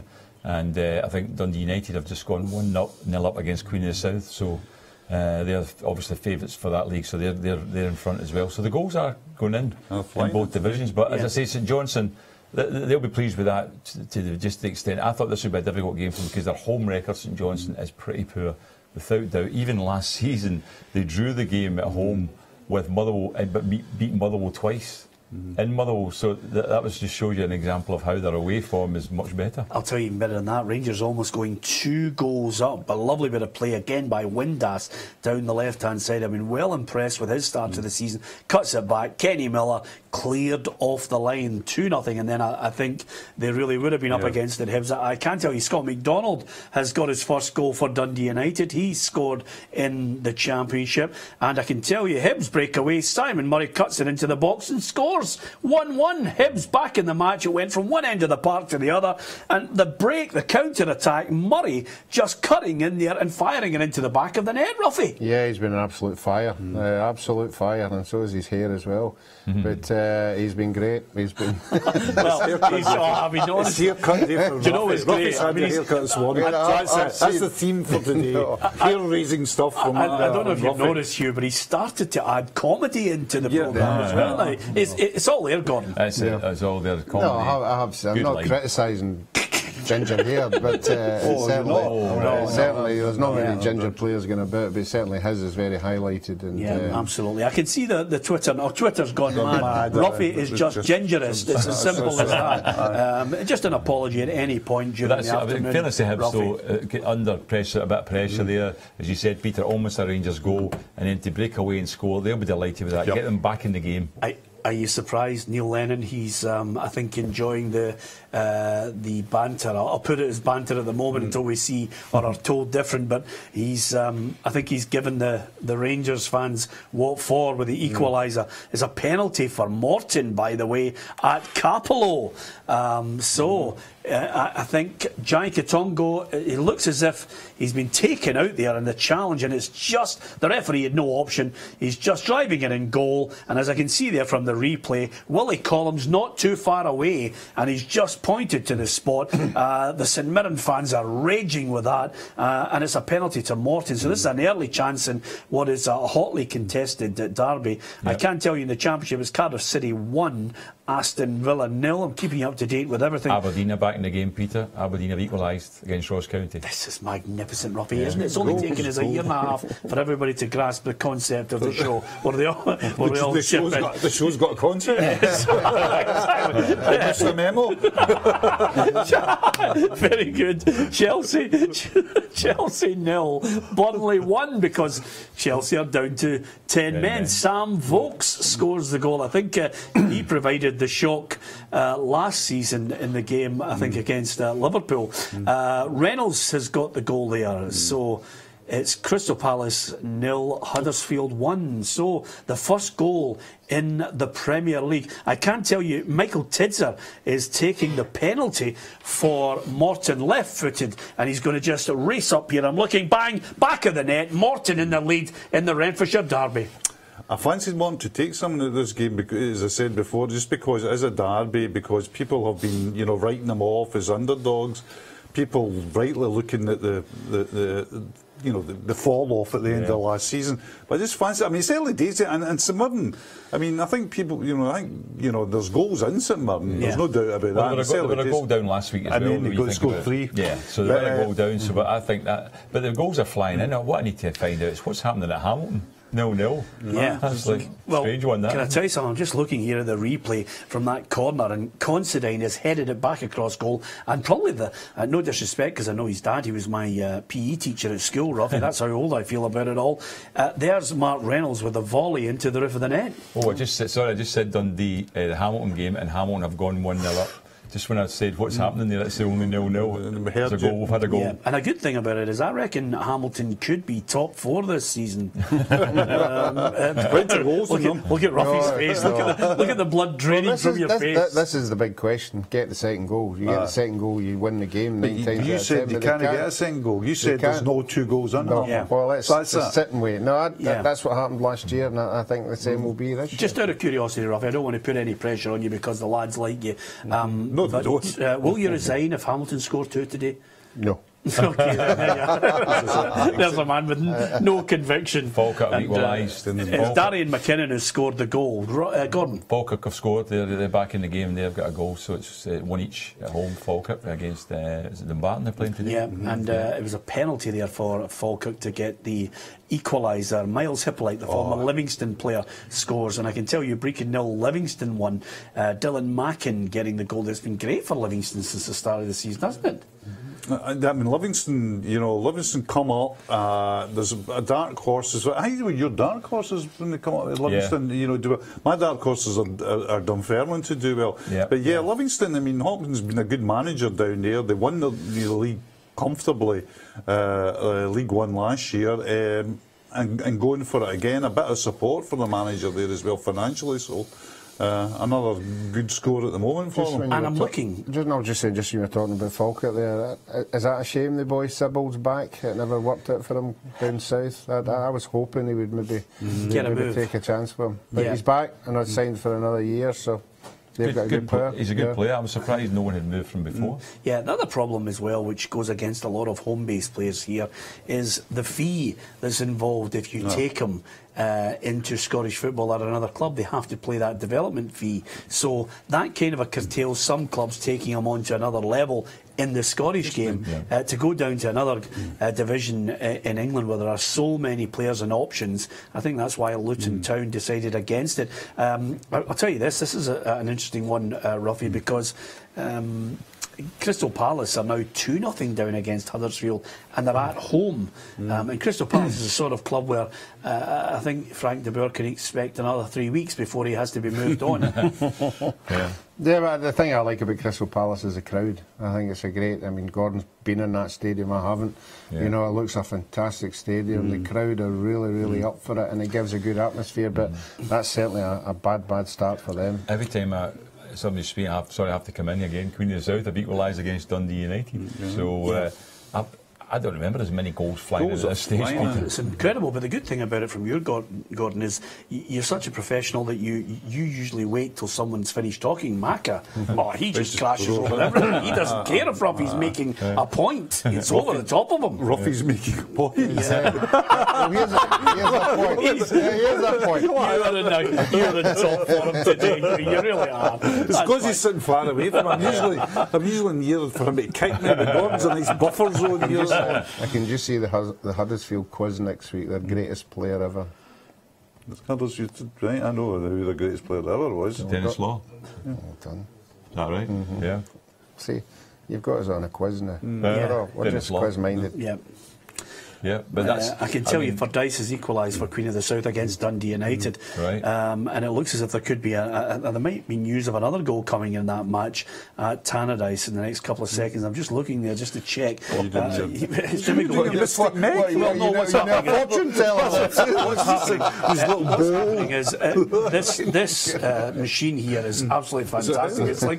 It's like you get 55 different games all coming in live. Yeah. Usually, when Derek Johnson and myself had this at Radio Clyde, it prompted an investigation, but who was feeding us everything?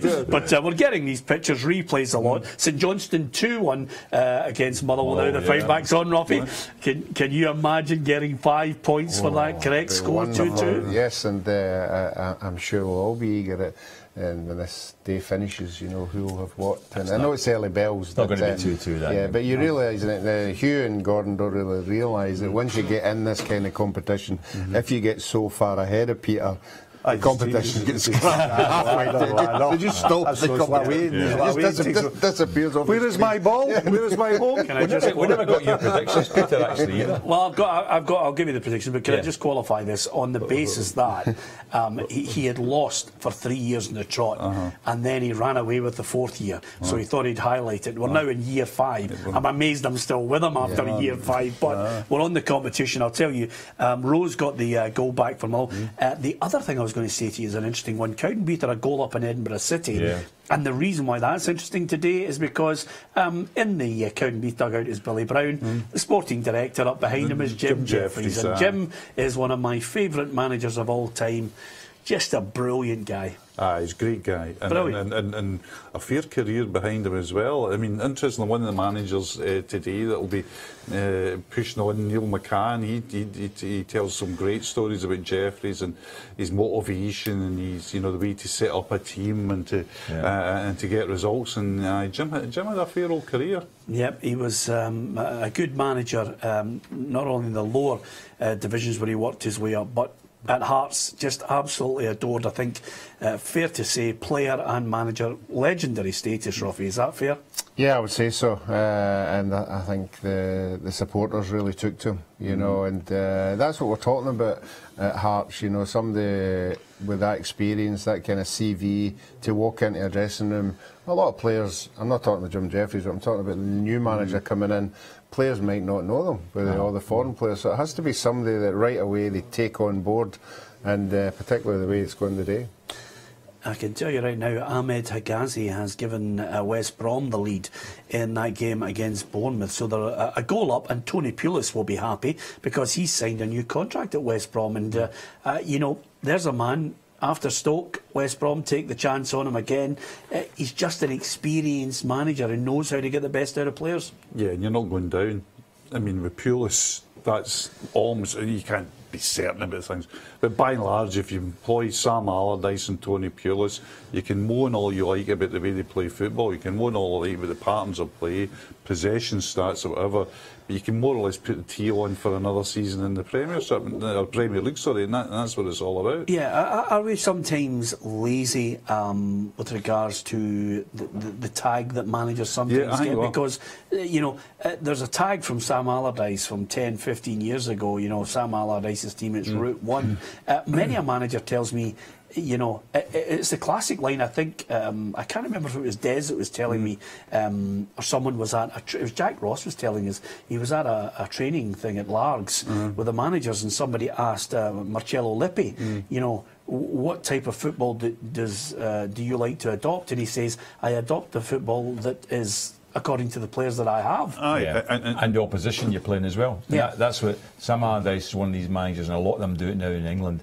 They go massively into stats about how teams play. They even have a stats that say this team is weaker in this position, but the stats that even tell them how often they had success in different areas of the field. And so that's all their preparation for games, Peter. So they set themselves up to stop teams playing because of that. Set pieces as well. They'll go down. They'll dissect set pieces down to not only the teams that lose goals or set pieces. Who takes the front post? What is he like? What height is he in the front post? So do we put a man on the front post that can beat somebody at the back? I mean, one of the interesting things about the story about Rangers and Hibs, the cup final. I mean, that was one on analysis, because Hibs looked at Tavernier at the front post, and Alan Stubbs says he can't defend a front post corner. He can't defend the front post. So he told Liam Henderson every time, hit it near post. That's 2 goals. Yeah. I mean, that's what wins Hibs their first cup in 100 years. Somebody spotting that on a piece saying he can't defend that ball. Yeah, Ayr won 4-0. Craig Moore has scored the goal there. He seems to be flourishing, Robbie, there. He didn't quite cut it at Motherwell. No, but they've given him a chance to go out. I think this is his second year. He had a couple of injuries last year. But certainly every time you mention his name, I keep thinking of that goal he scored when we were actually commentating in the game. I think he came on in the last 5 minutes. Yeah. First touch of the ball, 30 yards out, top corner. And then you would think a young boy like that, his career would kick off, but it just never happened for him. Yeah, do you know the funny thing is, Ruffy, while we were doing commentary, and luckily enough we had Gordon with us as well, I thoroughly enjoyed it. It was I think there was a 2-year period where we must have picked all the coldest games that we were going to for the commentary. But the one thing that I'll never forget was the day, Gordon, we're out there, and I just threw the line out to Ruffy. What do you think of Motherwell? And he said, John Sutton's doing nothing. I've got to get him off. I know. And John He was saying all that. Sutton scored. That was brilliant. You and I couldn't come in for about 5 minutes. 20 seconds. There was no point in telling anybody who was listening or watching what happened. The laugh alone just told you. And in typical fashion, we get him up afterwards to interview him, and do they remind him what I said, or they just let it go? And the look I got, it was nearly as bad as the look I got with Chris Boyd. Chris Boyd, didn't Kilmarnock. No, remember that? Yeah, that was brilliant. I said Chris Boyd would score 20 goals, and Chris Boyd came up for an interview, and I said, and of course Chris says, Ruffy doesn't think you're going to get anywhere near it. There you are. And I can tell you Chris was not a happy man. But listen, no need to worry today, boys. We're getting goals all across all the divisions. Definitely. Airdrie 0, Arbroath 1. And Kildare has scored there for Arbroath. So, goals in every division. If you're going to a football match, listen, after last week's, 110,000 fans out supporting Scottish football across all 4 divisions. Clyde 1, Annan 0. A goal there. Barry Kirtley gets the goal for Jim Chapman. I was surprised Jim Chapman moved from Annan to Clyde, but it'll be interesting to see how much commitment. I can tell you Ryan Jack has been sent off for Rangers. Wow, that is a big call there. Red card, Rangers down to 10 men. How the game can change and turn, Gordon Smith. Absolutely. I mean, that is going to be a big factor in that game, without doubt. The last thing you want to be doing when the opposition get back in the game at 1 each, you're playing at home is to lose a goal. But Hamilton Accies have gone 2-0 up as well. No, it can't have. There's not 2 goals. There's not 2 goals in Hamilton. They never score 2 goals. I'd like to apologise to all the public in Hamilton and the manager and the chairman, and I'd like to say goodbye to all the viewers here on the show. Is that fair? I think we all better sign it. Okay, so Hamilton have got a second goal. What a day. We've all picked Hamilton to go down. Greg Docherty scoring the goal. So what did Ryan Jack actually do? Ryan Jack, there was a coming together at the halfway line. I'm just looking here. Monitor 22 is just showing me right now. Coming together at the halfway line, and then Slivka tangled with him, and then the referee obviously saw something and red cards, so he's off. Violent conduct as well, which again, automatic suspension. Yeah. 2 games. Yeah, definitely. And the problem is, from Rangers' point of view, as I said, because of the system they're playing, it's a 4-4-2. you lose a central midfield player there. You're up against it right away, Peter. Gordon, there's a wee bit of afters here. Graham Dorrans and Dylan McGeoch have also picked up a yellow card. So now it's this bit of needle that's going in. And Ryan Jack's been involved, did it with McGeoch, the referees. You know what it's like, the referee waits, has a look at every angle, and then starts firing the cards out once the melee has kind of calmed down. He got stuff in his ear all the time as well from the fourth official and from his assistants as well. He's probably had probably had a better that's got to put Hibs in a strong position. Absolutely. You'd have to say they've got to be favourites now to win this game. Yeah, you'd have to say that. Absolutely, and if they don't, then Dundee United have had a man sent off too. So wait and hear that. They're drawing one each at home. I'll tell you what Neil Lennon will be saying in the dressing room. If it goes at half time, one each, Rangers down 10 men, he'll be saying, Mr Stokes, Mr McGeoch, you're on the yellow card at the moment. The rest of you, I don't want the referee even in this. I don't give the referee a chance to even things up. Yeah. You have got to be cleaner than clean here. You've got to be purer than pure, because if we've got 11 men, the way we play, Dundee United are down to 10 men, as you mentioned there, and Paul McMullen, well, you know, what a week it's been. What a goal for St Mirren. I'm looking, the equaliser after that penalty from Tidser. Cammy Smith, he's 25 yards out, he's just fired it into the top corner. What a goal that was. That's a screamer. And I'll tell you, it just looks, do you know what it reminds me of? It reminds me of Kieran Tierney's goal for Celtic in the midweek against Kilmarnock. He's just rifled it into the roof of the net. That's why my voice sounds like this. I thought, can I have a balloon? I've been sucking on a balloon. It's a party today. It's a goal, Pierre, that's it, right?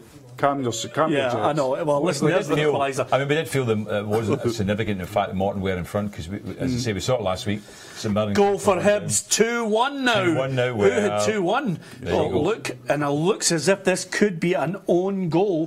Slivka's trying to claim it, but that goal, Hibs have taken the lead. Rangers 1, Hibernian 2. That game has turned on its head there. Well, we thought it was going to be an entertaining, an exciting game at Ibrox today, and it's living up to the billing, Ruffy. Yeah, and to get a goal like that just before half time, you know, I'm sure Neil Lennon will be hoping the next 5 minutes pass very, very quickly to get his players in the dressing room. And this is when managers earn their salt, obviously. Continue. We keep hearing that managers, I think it was, who was it that said they used to train with 10 men? It was Robbie Nielsen. Well, this is when managers earn their salt. This is when managers, you know, decide. He has to make a decision who's going to take off to make it he probably has to take a striker off, because he can't play. And the other thing as well is Neil Lennon has to make a decision as well. What kind of player would he put on? Maybe take somebody off to exploit where their weakness is. Rangers, I said the ordering off was significant, but I said they were up against it right away with that ordering off. With Hibs being back in the game then, because 10 men against an informed Hibs team at home as well is difficult, and Hibs are in a strong position. I mean, Neil Lennon will want to go on here and make this a comfortable victory now. Yeah, I can tell you right now that Simon Murray played that ball across the face of goal. It looks as if it's one of those balls, wicked ball played in there. It's come across the face of goal, and it looks as if Cardozo is just stuck out of foot. You never know what to do. Do you touch it? Are you thinking somebody's coming in behind you? Suddenly you put your foot out there. The ball's in the back of the net. Hibs are 2-1 up. They're celebrating. Neil Lennon's having a ball at the moment. I can tell you, Antonio Conte, for all the plaudits that were thrown his way last season, big trouble. He's not happy that he hasn't got any of the targets he was looking for. Ian McGarry told us yesterday on the show that the Chelsea boss was far from happy. Every time he asked for a player, he seemed to be going to another club rather than Chelsea, which is unheard of. They're 2 goals down now. Gary Cahill's been sent off, and mayhem, and that's at Stamford Bridge. When was the last time Burnley were able to go to the Premier League champions and win a game? That is something. I'll tell you, the statisticians will be looking back at the 40s or the 30s. Maybe even just back to Ralph Coates' days or just before. I mean, Burnley were a very strong team in the early 60s, finished second in the league, I think, 60, to the good Spurs team, 61, 62. But you're going back that far, Peter. Well, I'll tell you even better than that. The other point there is, just for the benefit of our younger viewers, Ralph Coates was a man similar to Bobby Charlton, the only 2 players that I can remember in the league. In fact, the third third one was Pop Robson, who used to actually brush their hair from the left-hand side, just 4 strands of it across. And I'll tell you, Burnley are 3-0 up. This is unheard of. It's falling apart. Vokes has got the second, and Burnley are 3-0 up at Stamford Bridge. If you've got a coupon, yep, it's over, isn't it, Hugh? Ka-ching. I mean, that noise you hear is all the bookmakers running out into the street and saying that everybody's accumulator is down. Are Chelsea doing? Is this a new way ahead for English football? Are they doing a Leicester City now? You win the league and then you go. Well, somebody mentioned today, and it's a stat that was in most of the broadsheets in the English papers as well, which is quite simply that Neil, and in fact, beg your pardon, Jose Mourinho, at every club that he joined, usually wins the league in the second season with them. So, you know, are we about to witness it again? Then dips after that, that's right. He's a 2 or 3 season manager. You can't have him for any longer because the relationship's run out of the players. I think he wants to be at Manchester United longer. Yeah, I think so. But the Fairman scored again, Peter. They're now 2-1 up on Inverness. 3-1 up. Sorry, 3-1. I mean, 3-1 up on Inverness, and that's going to be a blow for John Robertson's side. Is that your outsiders in Fairland? Yeah. For the championship? Yeah. To win it. I said last week. I said I just like the manager. I like the way they go. I like the team. His team's got players like Higginbotham and Cardle who've got a bit of experience. He's got youngsters coming through. That's why I'm not saying they're going to. But I was shocked by what happened to them during the week because I thought they're better than one. I don't know if they're just the whole bottle wants to win. What does that mean then, Hugh? I'm not saying they're going to win it, but they're outsiders. If I had to pick, I mean, everybody will go for Dundee United, and I think they're the strongest team in St Mirren. Yeah, OK, listen, let's go to the Championship. There's been drama there. Half-time, Des McKeown, Morton, St Mirren. Half-time at Capello, and it is Morton 1, St Mirren 1. Game started in a blaze of glory. John Sutton could have 3 goals within the first 10 minutes, 3 different class crosses, 2 from the right, 1 from the left. Sutton didn't hit the target with any of them. However, Morton went up the other side of the park. Jai Kitongo is causing all sorts of problems running in behind. He got in behind the St Mirren defence just on the 24th minute, and Jack Baird, the centre half, in an attempt to try and win the ball, takes out Kitongo. Penalty to Morton. Michael Tidser makes no mistake from the spot. On 39 minutes, pivotal moment in the game. Kitongo again down the right hand side, crosses into the middle. Bob McHugh, downward header, fantastic save from Samson, but from the resultant corner kick, Ross Forbes in swinging. Thomas Aware, how he misses his target I'll never know. It's a free header from about 2 yards, he knocks it wide. You know what's coming next, Peter. They move up the other side. St Mirren, ball bounces about, middle of the pitch. Cammy Smith picks up 30 yards out, takes a touch, gets it out of his feet and smashes it right into the top corner for an equaliser for Jack Ross's side. Half time at Capello. It's Morton 1, St Mirren 1. Thanks to Des for the update there from the Championship. All the drama is in the Premiership in Scotland, and it's at Ibrox Park where Rangers took an early lead through Alfredo Morelos, and then we witnessed a red card, an equaliser for Hibs, and then Hibs going in front in the match. Yes, Ryan Jack sent off, Hibs getting an equaliser. And then, would you believe it, it looked as if it was an own goal from Cardozo that gave Hibs the 2-1 advantage. And I can tell you, I think Morelos has picked up a yellow card as well, just before half-time. So, still waiting on confirmation on what he got involved there. Everton 1, Stoke 0. Wayne Rooney scores on the opening day of the season on his return as an Everton player in the Premier League. Yeah, and Everton are I think one of the sides to watch outside the top 4, because the net spend's not been huge because they got 75 million for Lukaku, but they've spent big. I think the manager's a good manager, Koeman. They've now got people behind them that want to move the club on to the next level. So I'm looking for decent things.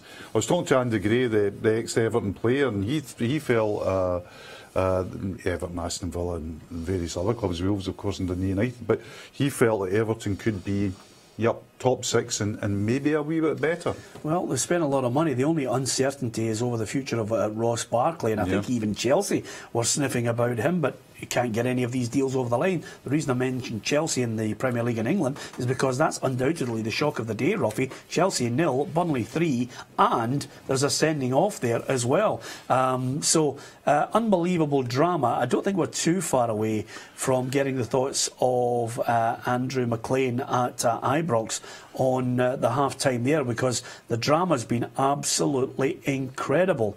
and with a little bit of luck, we might be able to go to him very shortly. Elsewhere in the Premier League in Scotland, Hamilton 2, Dundee 0 was a shock, wasn't it, Ruffy? So far, this is a shock. I think we were all talking about Dundee, Dundee United, the result, getting into that game, thinking of taking something out of it. But again, I remember we all predicted Hamilton, but I think bottom down we have a wee soft spot for them at some stage. But that would be a great result for Martin Cannon. And we all said that Hamilton couldn't score 2 goals. Everybody said that. I have to not just one person. No, I just have to hold my hand up and say if they get the second goal, they'll win games. But yeah, I'll tell you, Ruffy, you're not too far away from the other thing at McDermott Park, which is the prediction you had was 2-2, but it's St Johnstone 2, Motherwell 1, half-time in that match at McDermott Park. We'll be going to Ibrox to get the drama of there shortly. Peterhead 2, Elgin City 0. Contrasting fortunes this season for Jim McAnally's boys. They've brought in a number of players to try and bounce straight back up into League One again. Also, I can tell you, Dundee United down to 10 men. Paul McMullen sent off in the Championship, 1-1 there against Queen of the South, but also in the Premiership in Scotland, half-time Kilmarnock 0, Hearts 1, so they've got the all-important lead at the break, Gordon. Yeah, that's important for them. The thing about Kilmarnock though, is so far in their games there have been an improvement for enough in the second half, and that's what even the St Johnstone, they lost last week to St Johnstone, but my understanding is that they actually outplayed St Johnstone completely and then lost that by that great goal from O'Hanlon in that game. So Kilmarnock still not finished yet, but Hearts will be happy just to be in the lead at this stage, and John Daly will obviously be delighted with that as well, because I think if he gets results, he does become a candidate, I think, if he gets the results. Yep, and it's not going well for John Robertson's Inverness at Dunfermline. Dunfermline are 3-1 up. It's the outside bet, according to Hugh MacDonald, for the Championship. Maybe title winners, maybe playoff winners, you never know. It's all early in the season, but the excitement today has almost certainly been at Ibrox, where Hibs are leading by 2-1 in that match. We'll get a half-time report from Andrew McLean on that. We'll be back with Des McKeown, who's at Greenock today for Morton 1, St Mirren 1 in the Championship. Elsewhere, as you go down the leagues, Ayr United have got a good day at Somerset Park. They're 2-0 up in that match against Forfar, and Clyde 1 up on Annan. Jim Chapman maybe with a chance to look to the chairman of Annan and say, was it the right decision to let me go? He's there at Clyde and trying to build something to get Clyde into the next division. So much excitement. Alan Ruff, Gordon Smith and Hugh MacDonald will be back with us to give us their thoughts, and we'll also have the half-time scores right across the country.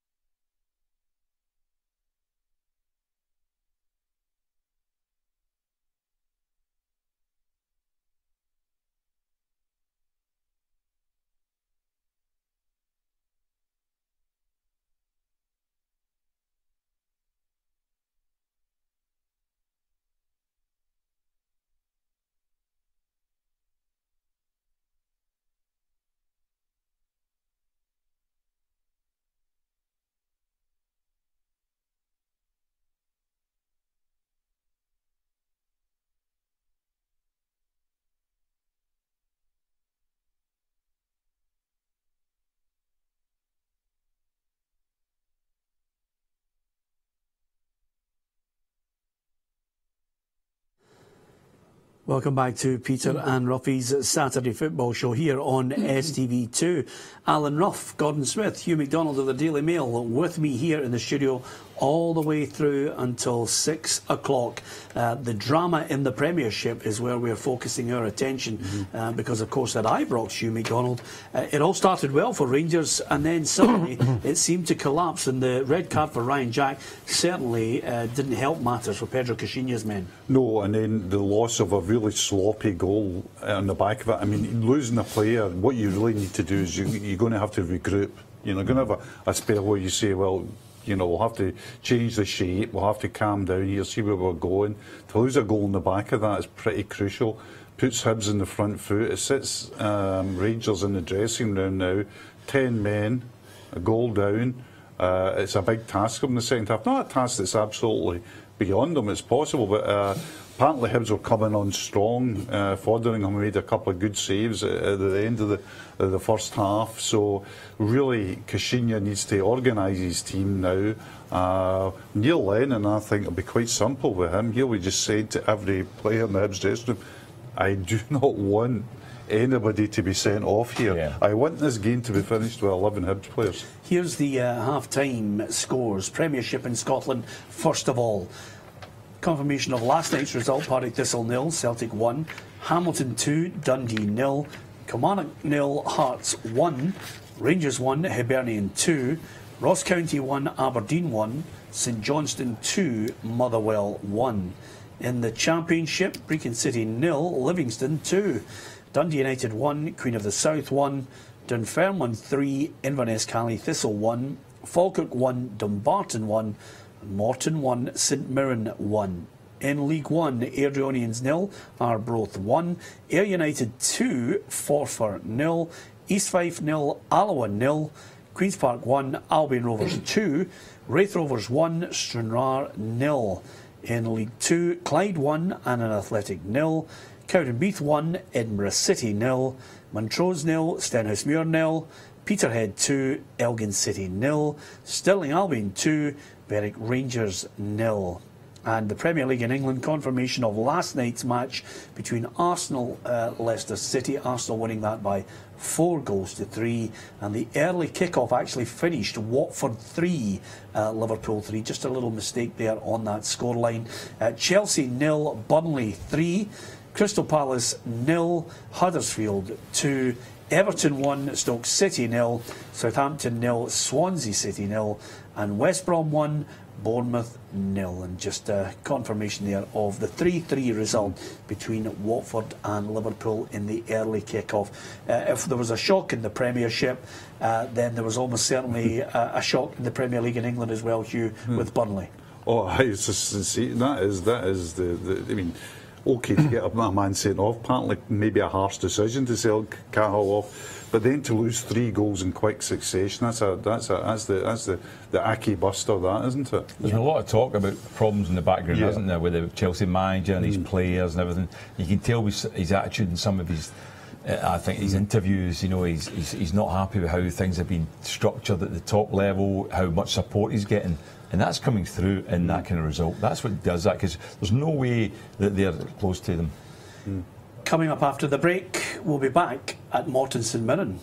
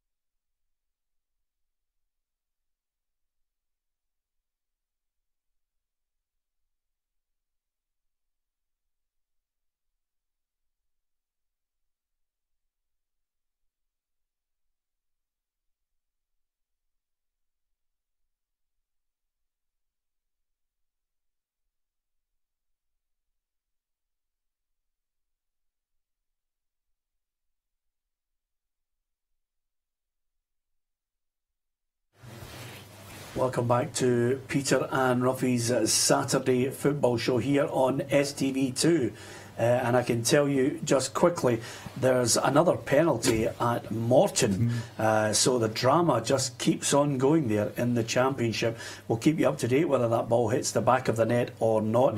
But I can tell you at Ibrox, as the game's just about to get underway in the second half, we'll be looking closely to see what tactical changes Pedro Caixinha makes, Gordon Smith, because they're 2-1 down.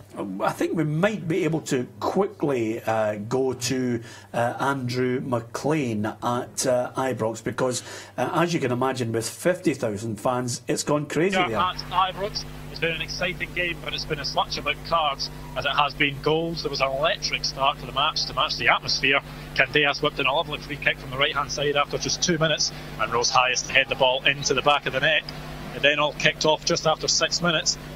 There was a melee between Anthony Stokes and James Tavernier, which saw them both booked, and that set the tone for the rest of the game. A Hibs breakaway then saw the Rangers defence exposed. Simon Murray cut into the box on his right foot and finished low into the corner of the net. It then kicked off for a second time after 35 minutes. Dorrans and Slivka clashed after a foul by the Lithuanian. Nearly every single player involved in the melee at the halfway line, and it ended with Ryan Jack being sent off. Hibs then took advantage of having an extra man and went in front. Simon Murray at the heart of it again. This time he squared the ball across the box, and it looked like it came off Cardozo last before trickling into the net, despite the best efforts of Wes Fodringham. Here at half-time, Rangers 1, Hibernian 2. Well done to Andrew McLean. If at first you don't succeed, try again, Hugh. That's the element of it. 50,000 people and every sort of technology to get that report out of him. The boy did well. It reminds me of the days where, to do my East Kilbride Juniors report, I had to leave the ground, run down the corner and phone the Evening Times from the phone box at the corner of the road, only to return later, having left it 0-0 to do an update, returning later to be told it was 4-3. Yes.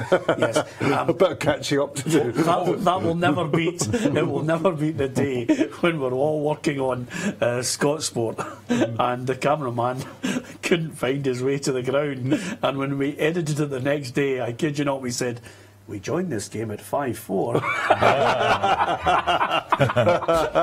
If you're going to miss one game. There you are. We managed to catch the last goal, and what an equaliser it was. But anyway, well done there. Morton are 2-1 in front, Ruffy. The drama just continues at that match, and I can tell you, I'm just looking at the replay there.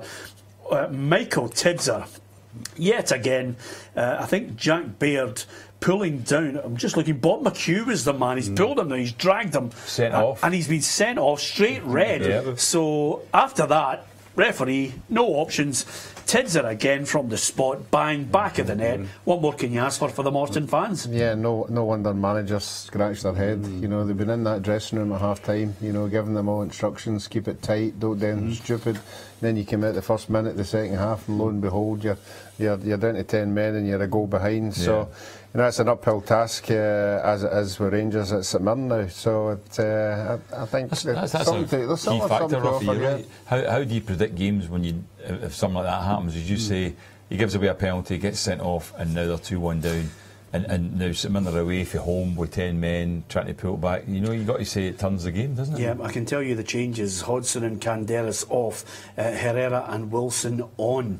So clearly he's got to try and shut up shop, but then hope they can maybe nick an equaliser in the game. I'm going to give you some stats here. I'm not sure if you're aware of them, but of 300 goals, this player's been involved with 199 that he scored and 101 assists. Do you know the name of the player I'm talking about? Many goals he scored? 199 in the Premier League with 101 assists. Wayne Rooney? Wayne Rooney.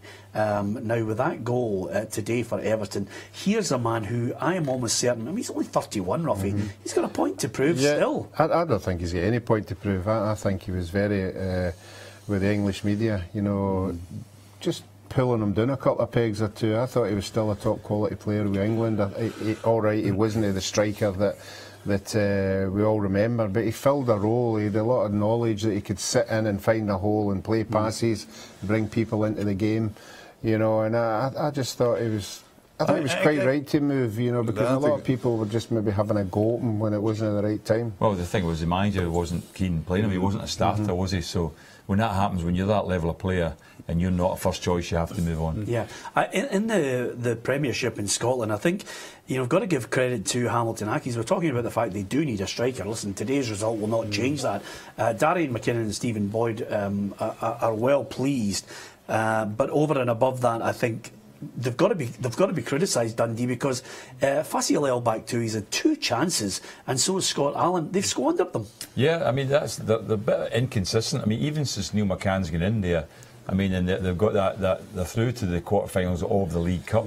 But you look at some of their other performances in the league. I mean, they lost their first game in the league at home to Ross County, and now they're losing at Hamilton, who are considered relegation favourites by everyone. So it's certainly a bit inconsistent from Dundee's point of view. What a save by Manus there from Rose. That could have been 2-2, Ruffy. You could have been jumping and doing triple salcos inside the studio here. Well, there's still time. I mean, they've already showed a lot of battling qualities, particularly in midweek against Ross County. Who's to say they won't do it again today? But you would like to think that St Johnstone would be good enough to see that out, but we're hearing what the Rangers substitutes are, Peter. I'm quite surprised with that. I think they said that Wilson and Herrera have come on. Yeah. Now, if Herrera's come on, that means virtually they've got 3 strikers on the field now, and they've obviously taken off a wide player in Kinderas, and the other one they took. Well, they've got a man. Who was the other one that came off as well? Hodgson's come off. Yeah. So I'm trying to work out how the system is. Maybe going 3 at the back.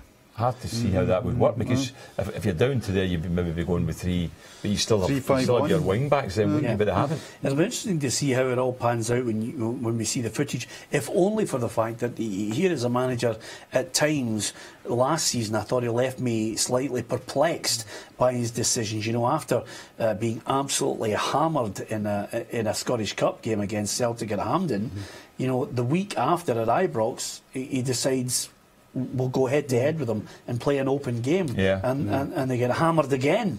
This time with a 5-1 scoreline. So maybe I think he might have more confidence in his players to nick one. We have to wait and see how it all pans out.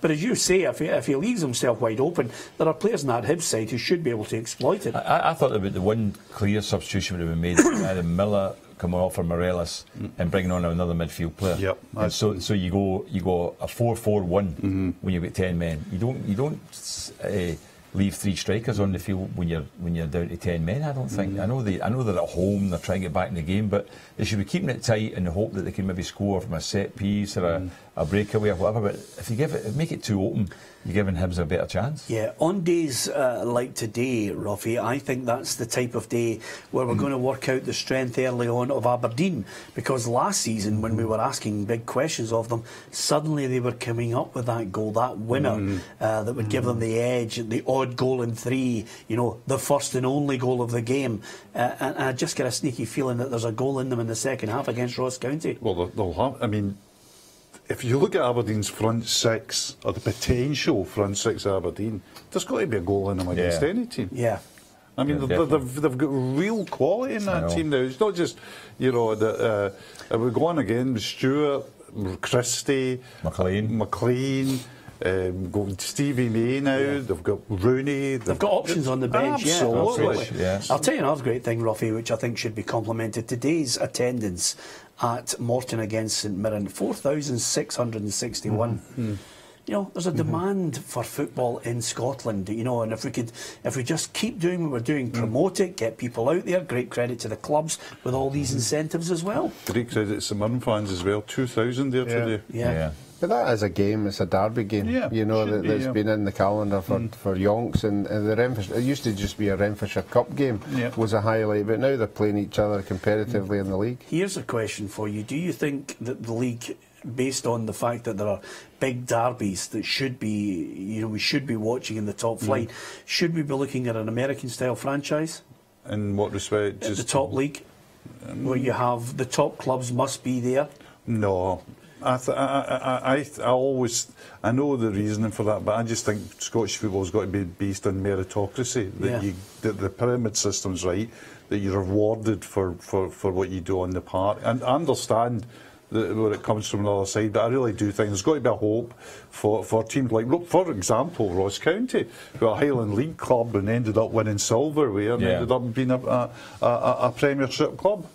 The top clubs should be there, but the fact that they're not doesn't mean to say they should get any sort of special attention, because other clubs, it gives an incentive for other clubs to work their way through, Peter, and we've seen that, as Hugh said. You had Inverness up there, you had Ross County, and you look at it at the moment in the lower division, you've got teams that have been top clubs for years, which like Dundee United, Dunfermline, St Mirren. These are teams that should be, but maybe there's an argument to make the top league bigger, make it 16 or 18. You would think the incentive would be, as you've just been throwing out the figures for last week and this week as well, all we need is to sort out this summer football, you know, because obviously it's supporters are going to come if the weather's reasonable and the football's good. So if we could get our head round, I know it's a difficult one, but I mean, you would like to think that somebody would out there and say, look at the attendances we're getting. Yeah, but summer football's not going to be good. I think it's going to be majorly detrimental to this show, Ruffy. You like 3 holidays in the winter, then the summer. You know, the last thing you need is to be sitting in a hot stadium watching football. That wouldn't be good for you, Ruffy. You'd be looking for 6 holidays from us. Yeah. It's not as if he's going to be away next week or anything like that. When the season's gone, he's going to be very, I mean, I think that's an unfair accusation to him, because there's no way that, for example, he'll not be here next week, will there? No, I mean, I don't think... Well, we'll just change the summer holidays to skiing holidays. Yeah, absolutely. I think the other thing I was going to say, I mean, you're right, and there's no way anybody, I mean, when you think of all the top stations, there's no way the top man takes a day off 3 weeks into the season. No, it doesn't happen. Doesn't happen, no. No, absolutely. Where are you next week, Alan? Be missing me to let everybody know in case my house gets burgled. That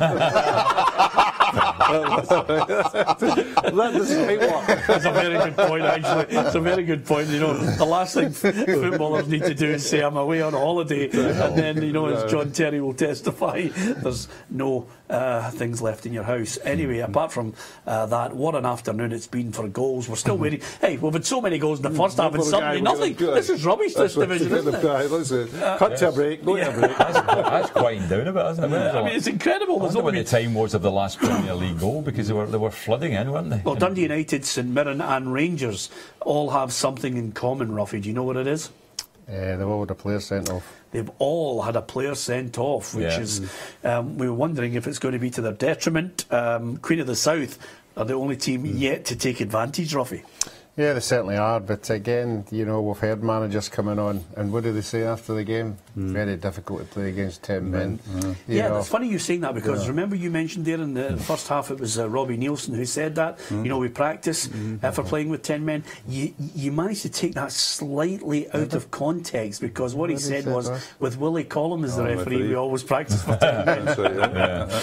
And Willie's come up with the juice today, hasn't he? He's done it. He's at St Mirren, isn't it? I think he's the man, he's there at 2 penalties and 1 sending off. I think it might be John Beaton at Rangers. I think John Beaton at Rangers. And I'll tell you, I've been looking at some of the pictures from the game as well. James Tavernier's shirt's been ripped, you know, all the players involved in the big melee there. And of course, was it overhyped?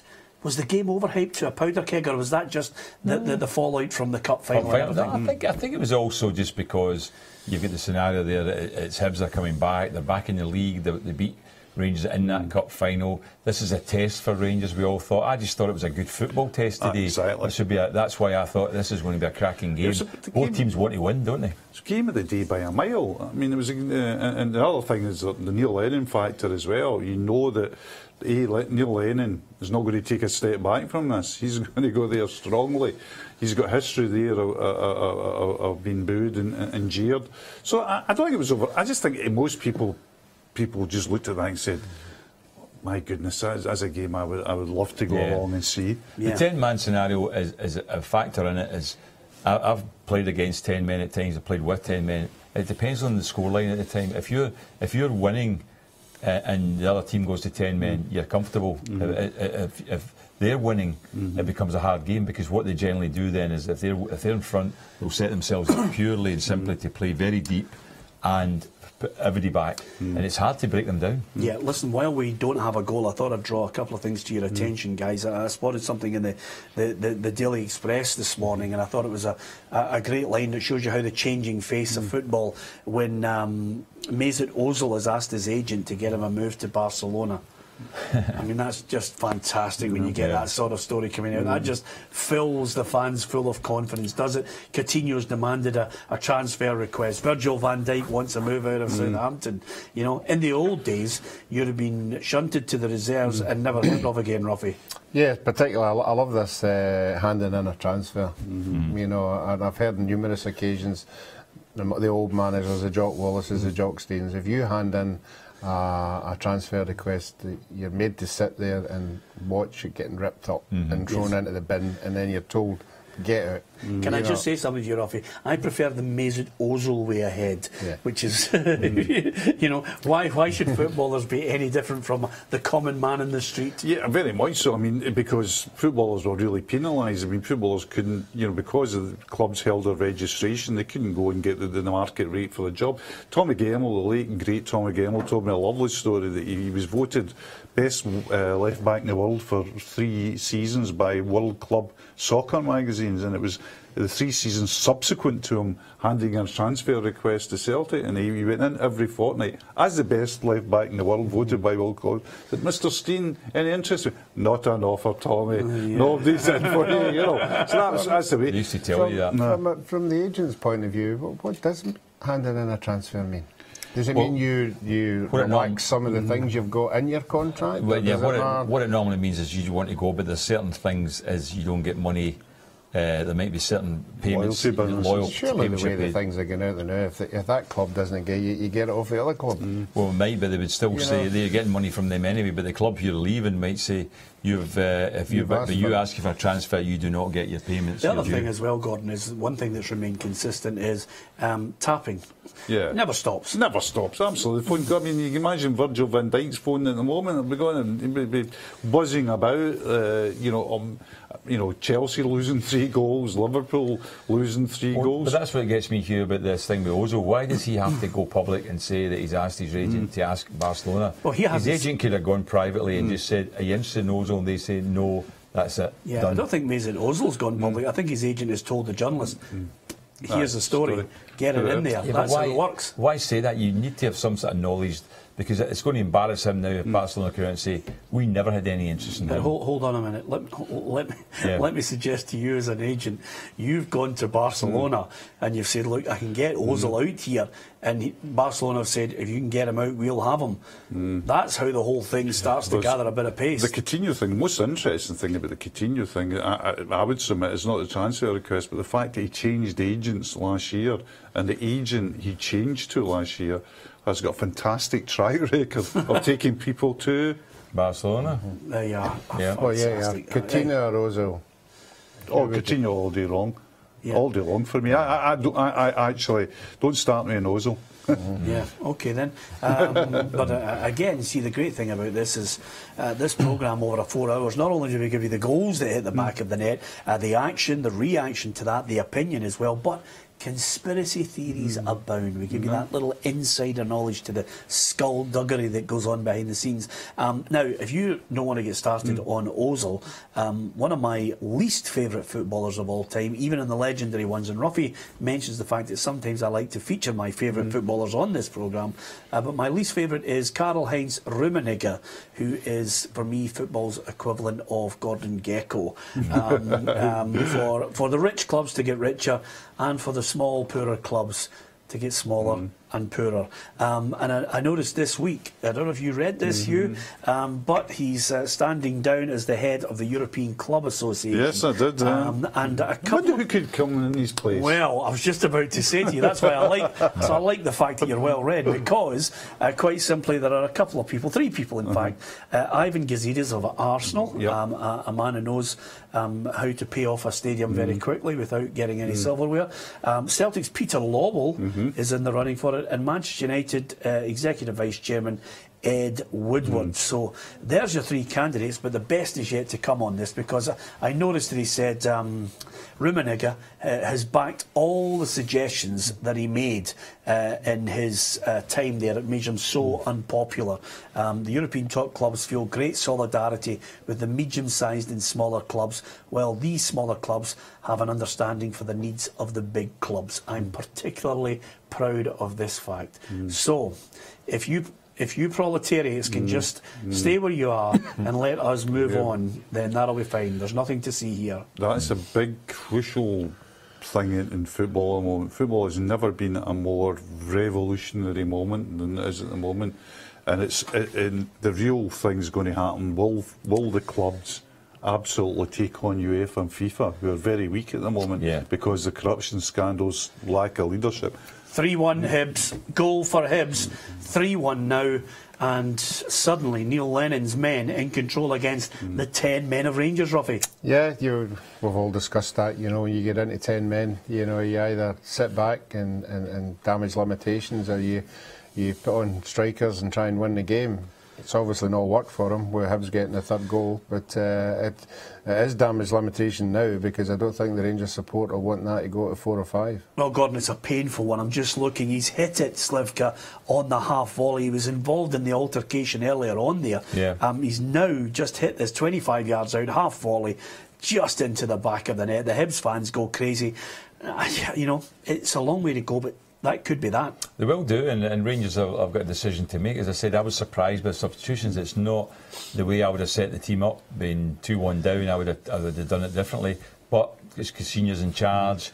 I don't know how they're exactly playing, how they're set up. But to be honest with you, the big worry they have now is, what do you do? Do you still continue to push forward and try and get back in the game, or do you leave yourself open to be embarrassed here? And I know there'll be a lot of excuses that people will say that the result was caused by the ordering off, and that was the turning point of the game. There is a degree of truth in that in certain occasions, but I do believe that, you know, you're requiring for your team to be better, I would say, organised at that stage. When you're 2-1 down with 10 men, you've got to just keep it very tight. And now the Hibs will really be loving that now. Well, what about this? Morelos coming off and Peña coming on. I haven't even seen him. He's only been there 7 weeks and he wasn't fit enough. That's extraordinary. I mean, that hints that they're pulling up the drawbridge a little bit, at least. But it has echoes this of Warburton's selection and then reaction against Celtic when Senderos got sent off, and he decided to go for it at 3-1. Ended up getting beat 5-1. Now, he might claim later, oh well, getting beat's getting beat. It doesn't matter if it's 2-1 or 3-1. If this gets, it does matter, because there's a perception. And it always matters anyway against Celtic. But, you know, getting beat 2-1 and 3-1 by Celtic is a lot different than getting beat 5-1, you know, because that does put the pressure on you. And that's the situation he's in at the moment. Definitely. I hope he understands, for his own good, that get beaten by 3-1 by Hibs, he can come out and make excuses. I'm not saying he'll get away with it, but if it gets any further than that, it becomes really dangerous territory for him. I'd like to see what the reaction is by the Rangers support today, whether they actually think we didn't get it right, or this was that, or they do think, well, it was down to the ordering off. That was that was a turning point. Well, the key here, I'm just looking at a number of Rangers fans booing and feeling as if Anthony Stokes is getting away with things, while suddenly Ryan Jack was pinpointed in that, you know, what, 20 people all involved in the melee, and the referee eventually sends off Ryan Jack. So clearly there's a great sense of injustice there. 3-1 now to Morton against St Mirren. Well, you know, it's turned on its head from when Des and I were there watching St Mirren in April. Now it's Jai Katongo just feeding that ball into the middle. And there's Bob McHugh with the finish into the back of the net, and look at him, just right at the penalty spot there, Hugh, and he's just fired it into the back of the net. And an interesting thing, if we can get Des, is that you know, Katongo, I mean, I'm always surprised he's still at Morton, and I just wondered what, you know, what Des, you know, when we get him, how Katongo, it seems like Katongo's had a pretty influential game today, and I just wonder if he's worth a chance for a team further up. Yeah, I'll tell you, he's having a great day. The defenders just can't live with him sometimes, the pace, the power of Katongo, and that's the case today. But I have to tell you that over at Ibrox, bookings flying right, left and centre now. Josh Windass booked. Again, the last thing Rangers want to do, Gordon, is lose the discipline completely among other players, because if you get that sense of injustice. Yeah, there might be a lot of bit of needle in that game completely from the incident that happened. And, there's been a few orderings off today, and there's even been one now in the Motherwell. St Johnstone game, Motherwell are down to 10 men as well. So you've got two teams in the Premier League down to 10 men, Rangers and Motherwell, and Dundee United and St Mirren down to 10. And in fairness to Dundee United, they're the only one of the 4 teams with 10 men that aren't losing at the moment. The other 3 are. So, that's what Rangers, they need to keep their discipline. Queen's Park 1, Albion Rovers 4, Connor Shields with the goal there. Not a good day for Gus McPherson. I'm worried, Ruffy, some of the people that are coming on our show are getting a sprinkling of rain. Bad luck. No, we can't come up with it all the time. No, absolutely. There's nothing you can do. There's Dunfermline just went 4-1 up. That's a horrendous. Just to clarify the point that I was making with Dunfermline is that if you were picking somebody to beat the favourites and to win the championship, like the favourites, it would have been Dunfermline for me. I like the manager and I like what he's done. I like the way he's set up that team. Going back to Rangers Hibs, because it is the game of the day, I'm just wondering if Neil Lennon is sitting or standing in his dugout now saying, do you know what, I might take off somebody like Stokes. He's on a booking. He's not the most stable of characters. Yeah. Why not maybe put on Swanson to run Rangers? Take the sting out of it. Take the sting. Take. Yeah, and I can tell you, don't worry. Sometimes you were startled there. You did a roughie on me, but I can tell you, Kirk Broadfoot has been sent off as well, and I can tell you, Alvaro Morata has got one back for Chelsea.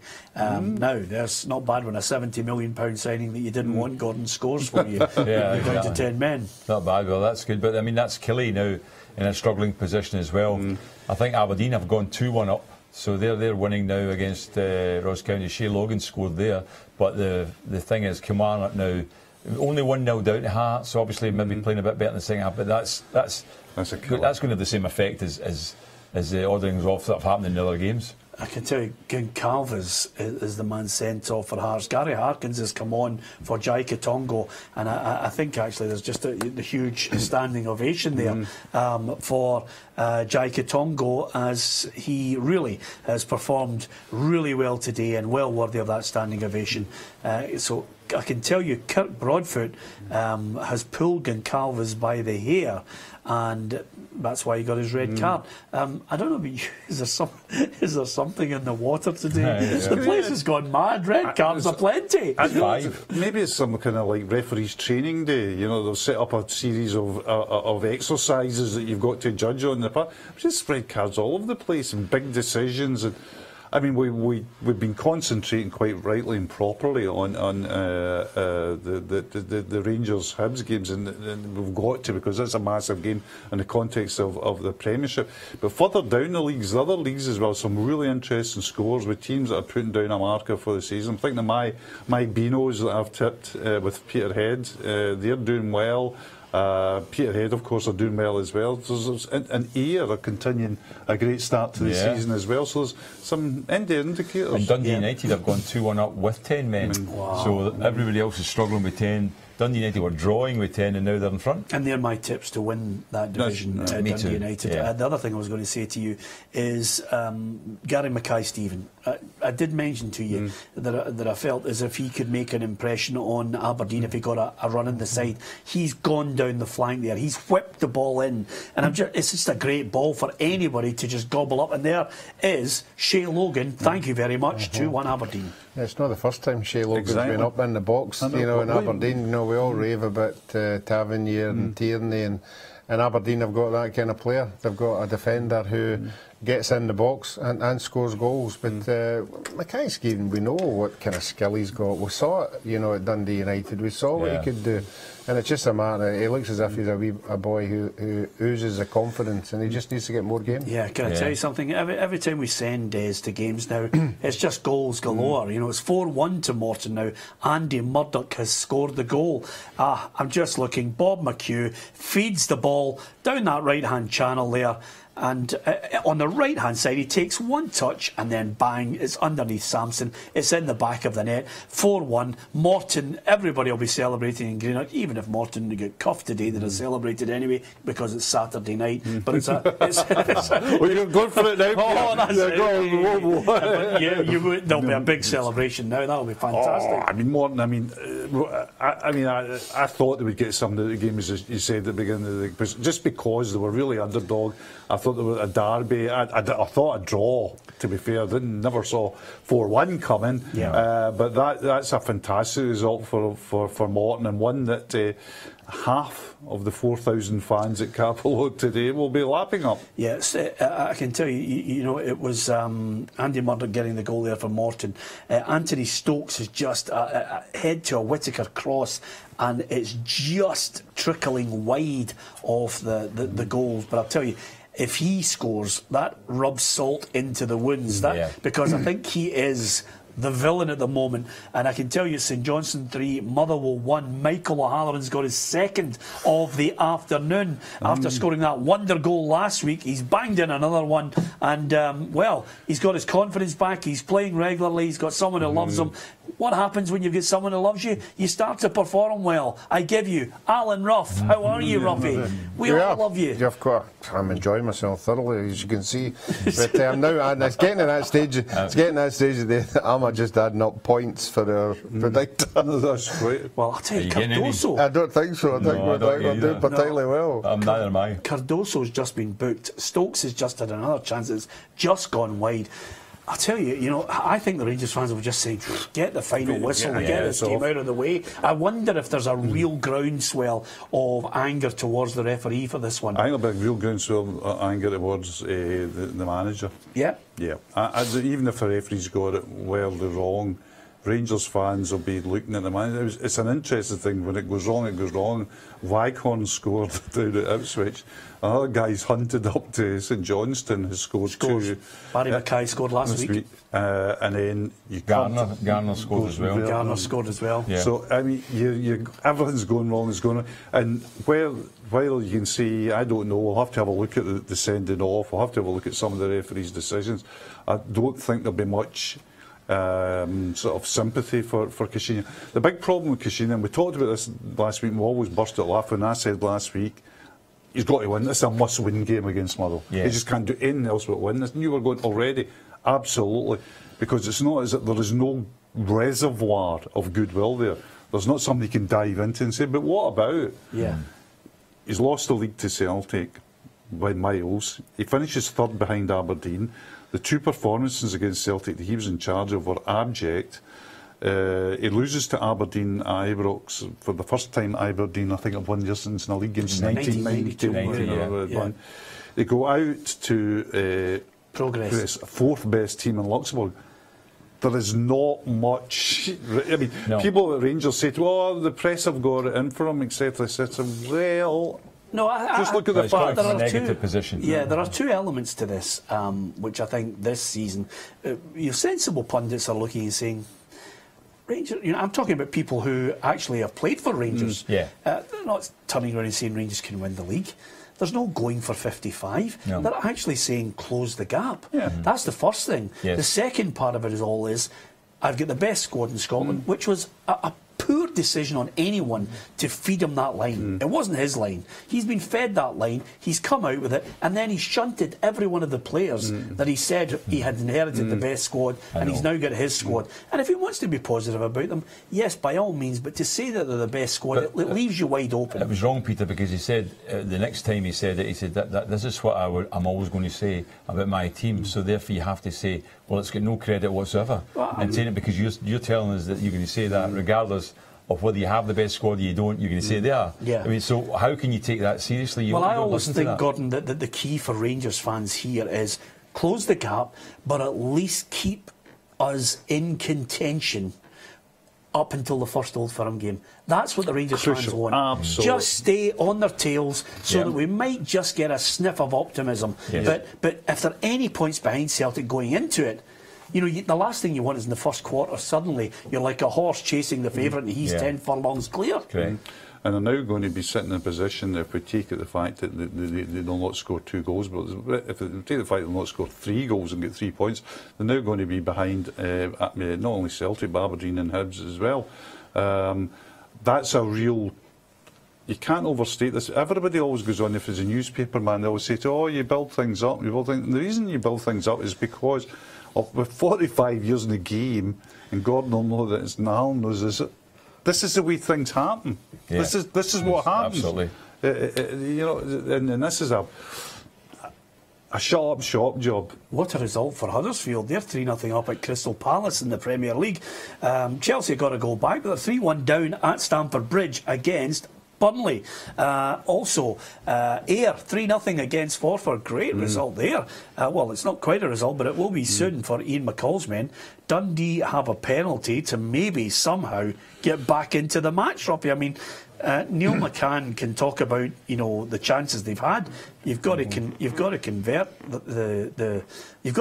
the chances. And the Dundee manager were looking on and thinking, what is happening here? Yeah, you're right. You know, but you need confidence to take these chances, you know, and put them away. And certainly, you know, we all thought Dundee were going to go into that game, obviously, with the good win that they had. But it's Hamilton. I've got all the pats in the back in this one. But obviously, if they get the goal, you know, it could put them 10 minutes to go. You never know. Yeah, Annan have managed to get a goal back. It's Clyde 2, Annan 1. The fight back is on. Montrose 1, Stenhousemuir 1. Morton are out of sight in the game against St Mirren, the Renfrewshire derby. At Ibrox, it's now Rangers 1, Hibs 3. Rangers are down to 10 men. Ryan Jack's been sent off. It's been a feisty old affair there, and it'll be interesting to hear what the managers have to say at the end of that game.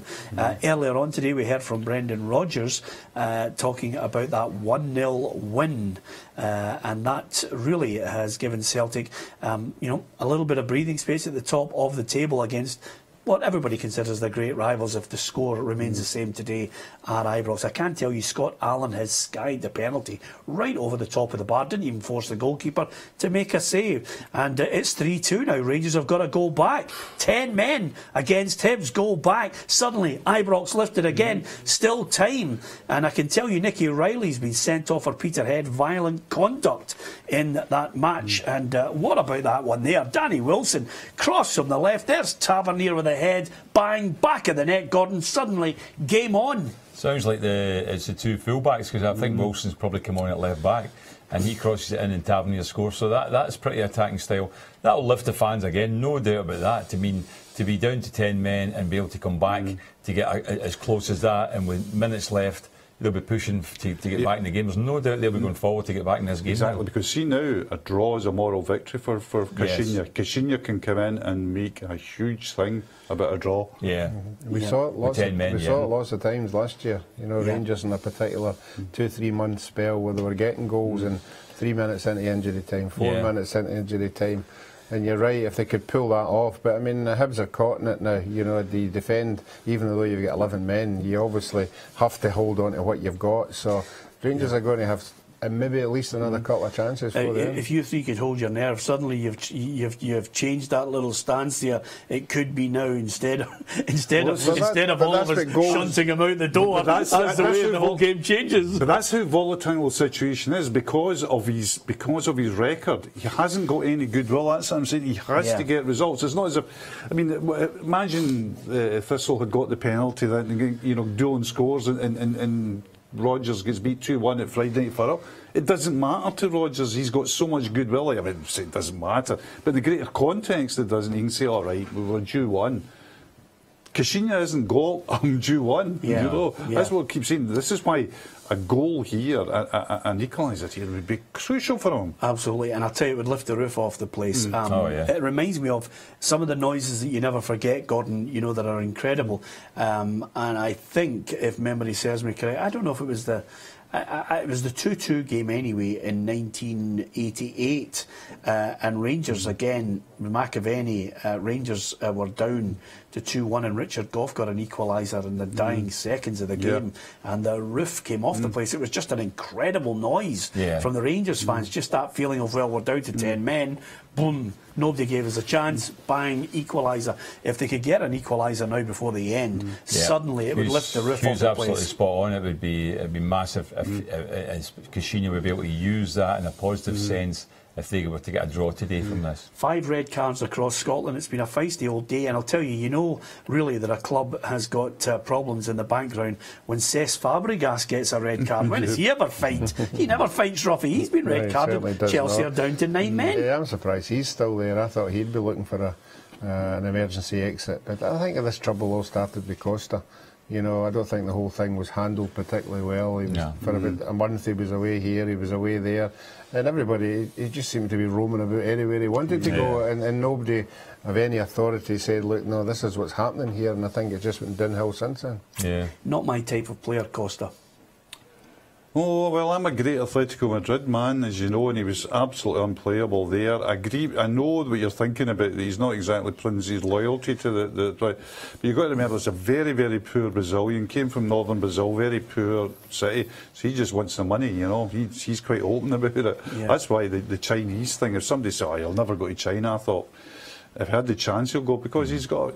These guys, a lot of these guys like Costa come from extraordinarily poor backgrounds, and you're talking hundreds and hundreds of thousands of pounds. I'm not sure. I think you need to be. Well, listen, money talks. He might go to China, but I think there's more chance of him actually being back to Atletico Madrid. Yeah, I think he'll go. I think now, definitely. Yeah. I think Madrid's got a transfer embargo at the moment, as you know, so I think he'll be there in January. Yeah, okay. So we've settled the Costa affair. You see, that's what we do. We move people about quickly. Boom. Chelsea not too unhappy with...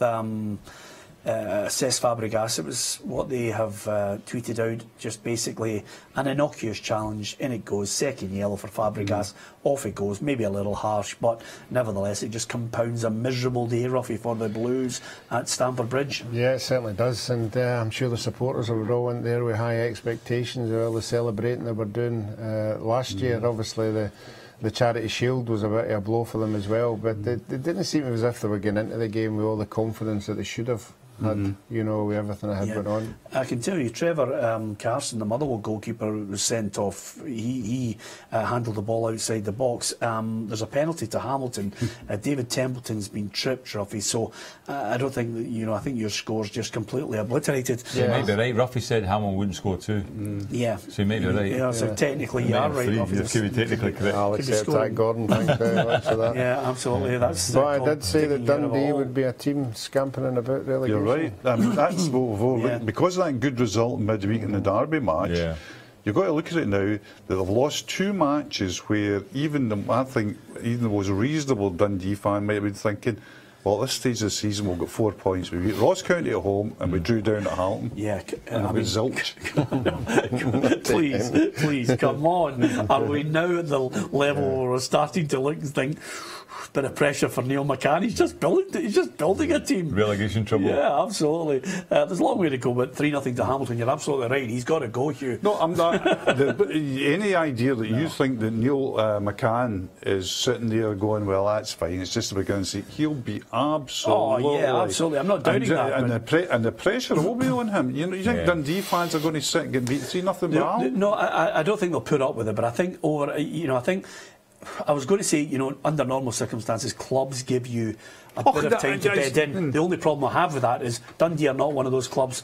If you look back over the last 20 years, you know, they are one of those clubs that actually bullet managers quickly. But he's got plenty of time. I don't. You know, I'm not in any way suggesting that he's got plenty of time. I think he'll be a great manager, but this is a catastrophic 2 games. No points when he could have got 4. Yeah, the thing was, Hugh, they won. They lost 7 games in a row when he took over. Then he got them 7 points from 3 games. Then they lost the games at the end of the season, and those 7 points was what saved them, and that's them now starting. So if you look at the record over that period before he took over and since, and he was very angry at the very end of the season by the attitude and the performance of the players. That's what surprised me when he decided to take the job. I'll tell you this, Ruffy. See, if I was Neil Lennon, I would do a Jose Mourinho. I'd actually walk up the tunnel now and just go into the dressing room just to take the sting out of it, because if this finishes 3-2, you know, the last thing you need. I can tell you Darren McGregor's been booked for Hibernian, and there's and it's, listen, it's a free kick to Rangers. Tavernier last minute. Tavernier's yeah, your man. Could this be the moment that Rangers just lift the roof of Ibrox Stadium with an equaliser? What a chance this is. And look at everybody, the excitement, you can feel it right now inside the stadium. Everybody's just buzzing. I'm going to get one of them. And I can tell you, Alves has gone up and said to Tavernier, I'm taking this. And Alves, as you know, has got the same qualities as Ronaldo, and it's over the bar. Right. So let's go to Capello, full time there. Des McKeown. Full time at Capello, and it's finished Morton 4, St Mirren 1. The first Renfrewshire derby of this season has been turned on its head. Many people expecting St Mirren to come along here today after a fantastic victory last week to take the 3 points back up the A8. However, that's not what happened. It was Morton who scored first. It was in 24 minutes. Jai Katongo bursting into the box, brought down by Jack Baird. Michael Tidser from the spot, 1-0. Cammy Smith just before half time got the Saints back in level terms. A fantastic 25-yard right-footed shot right into the top right-hand corner of Gaston's net. However, just into the start of the second half, Katongo down the right-hand side. He's burst his way down the right-hand side, and it was Michael Tidser who fed Bob McHugh. Katongo had given it to Tidser. Tidser fed McHugh. Jack Baird takes out McHugh and sent off. Straight red card for the challenge. Another penalty to Morton. Michael Tidser, 2-1. Doesn't make any mistake again. From there it went from bad to worse. Morton, for St Mirren certainly. Morton then go 3-1 up. Again it's Katongo bursting down the right hand side. Centres Bob McHugh on the penalty spot. Drills it beyond Craig Sampson. And finally Bob McHugh sets up Andy Murdoch coming in from the right hand side late on in the game, last 10 minutes. Feeds the ball to Andy Murdoch. He drives it into the box and bursts the ball. Drives it below Craig Sampson into the St Mirren net. And it gives Jim Duffy's side all 3 points, and it sent all the St Mirren fans home early. It's finished here at Capello. Morton 4, St Mirren 1. You know, there was a moment there, Des, I thought you were going to spontaneously combust. What a game you've got. Did you enjoy it? It was brilliant, Peter. Absolutely fantastic. There was stuff going on all over the place. Stephen McGinn not too happy, leaving his boot in a few times. A few challenges flying back and forward. It all hinged on one or two very, very special performances. Jai Katongo absolutely unplayable. Ran the St Mirren back line ragged. He never got the man of the match. Michael Tidser got man of the match, but Katongo for me was the difference between the sides today. Yeah, and just one little footnote. I mean, I know you're going to get the managers and have a chat with them. At Ibrox, it's an incredible game. 3-2 there to Hibernian in the dying minutes of this one. 3 minutes added on. But if Hibs come away from Ibrox with all 3 points, what a huge result that would be for Neil Lennon. Yes, it is, Peter, and it's a big statement because, as I said again earlier today, Neil Lennon and Stephen Whittaker both said that they thought Hibs could challenge to be best of the rest to finish second in the Premiership. Today's result, if it stays the way it does, that would certainly give Hibs confidence in actually trying to achieve that for real. Okay, thanks to Des, and great to hear Arthur Askey playing songs in the background as well there. Just fantastic. The playlist down there is unbelievable. Yeah, I love that. But it's a typical for the day, because it's a really confusing day, because Ruffy said correctly that Hamilton couldn't score 2 goals and they've scored 3. And I'm losing track about Motherwell. I mean, is Motherwell down to 8 men? Is that a possibility? I saw it on Twitter that another Motherwell player's been sent off, or am I back on the magic mushrooms or something? Yeah, I don't think. I don't know. Look at Gordon's face. I don't think you thought you were going to. Dunn has been sent off. And I think there's just a little bit of confusion there on whether that's 8 or 9. We're just about to confirm that as I look at the pictures, Ruffy, because Carson, McHugh and Dunn have been sent off. That's Motherwell down to 8. And I think it's not been a good day for Stephen Robinson's side, to say the very least there. Discipline, the key element of it. Tommy Wright's men, you know, good result there, bounce back from that trouncing by Partick Thistle. I don't think anybody was going to actually predict, but right now in the last seconds, I can tell you Murray Davison has just made it 4-1 in that match. So 4-1. And I can tell you David Luiz has pulled another goal back for Chelsea. It's Chelsea 2, Burnley 3, Ruffy. But I think too little, too late. 9 men playing in the blue of Chelsea. Yeah, it's a tough one to take. Supporters will go away very disillusioned. We're all talking about rumours that we think's going on behind the scenes, and they'll certainly be buying into that now with that kind of result. I'll tell you, in the Premiership, what a day for Hamilton Accies with that win there. We're just waiting now for the referee to blow the full-time whistle. 3-0. Dundee missed a penalty in that match. Kilmarnock 0, Hearts 1.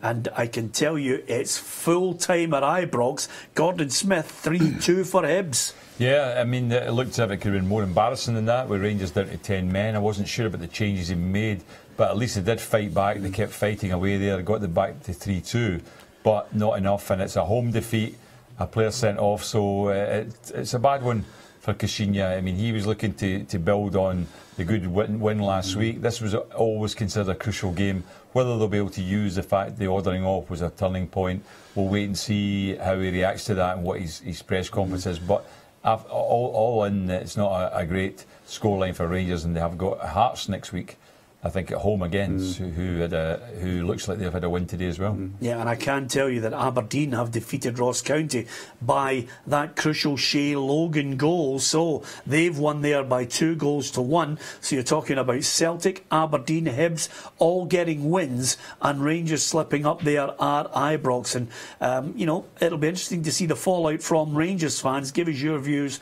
on that result today at Peter and Ruffy on Twitter, facebook.com/Peter and Ruffy. Of course, Hugh, there will be that kind of pressure, questions asked about some of the decisions he made in the game. Absolutely, and Gordon's right. What he'll do is if he's going into a press conference now, he says, how am I going to deal with this?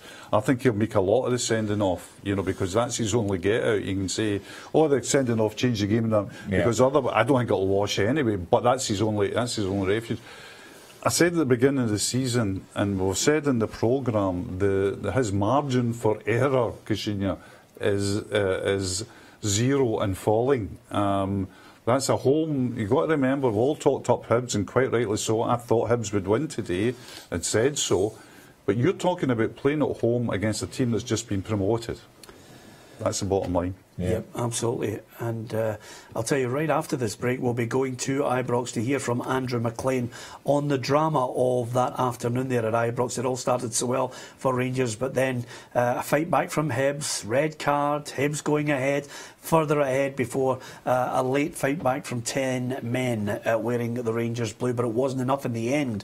Elsewhere, Aberdeen with a confidence-boosting win. Hearts, again, Goncalves with a red card, but not before he'd scored a goal. And Hearts will feel as if they have bounced back from their disappointment, Ruffy. Yeah, I mean, I'm pleased for John Daly. You know, I think he's done everything he's been asked of, you know, like any caretaker manager that comes in there, and he's got the result, you know, but he'll just be waiting in the wings to see what's happening. I think he'll be picking up the paper and looking at what candidates here, what candidates there. I'm not too sure, Gordon, about if he was to get 2 or 3 results, whether he would get that job. I mean, I know where you're coming from, I know what you're saying, but I think the fans will dictate this new manager. I think he must be, I know what you're meaning, but I think he must be quite well in with Craig Levein anyway, because he was the one that sat with Craig Levein, and Craig Levein promoted him when they already had an assistant coach, and he appointed Daly. Coming up after the break, we'll be going to Ibrox to get Andrew McLean's report on Rangers against Hibernian. Join us in a couple of minutes.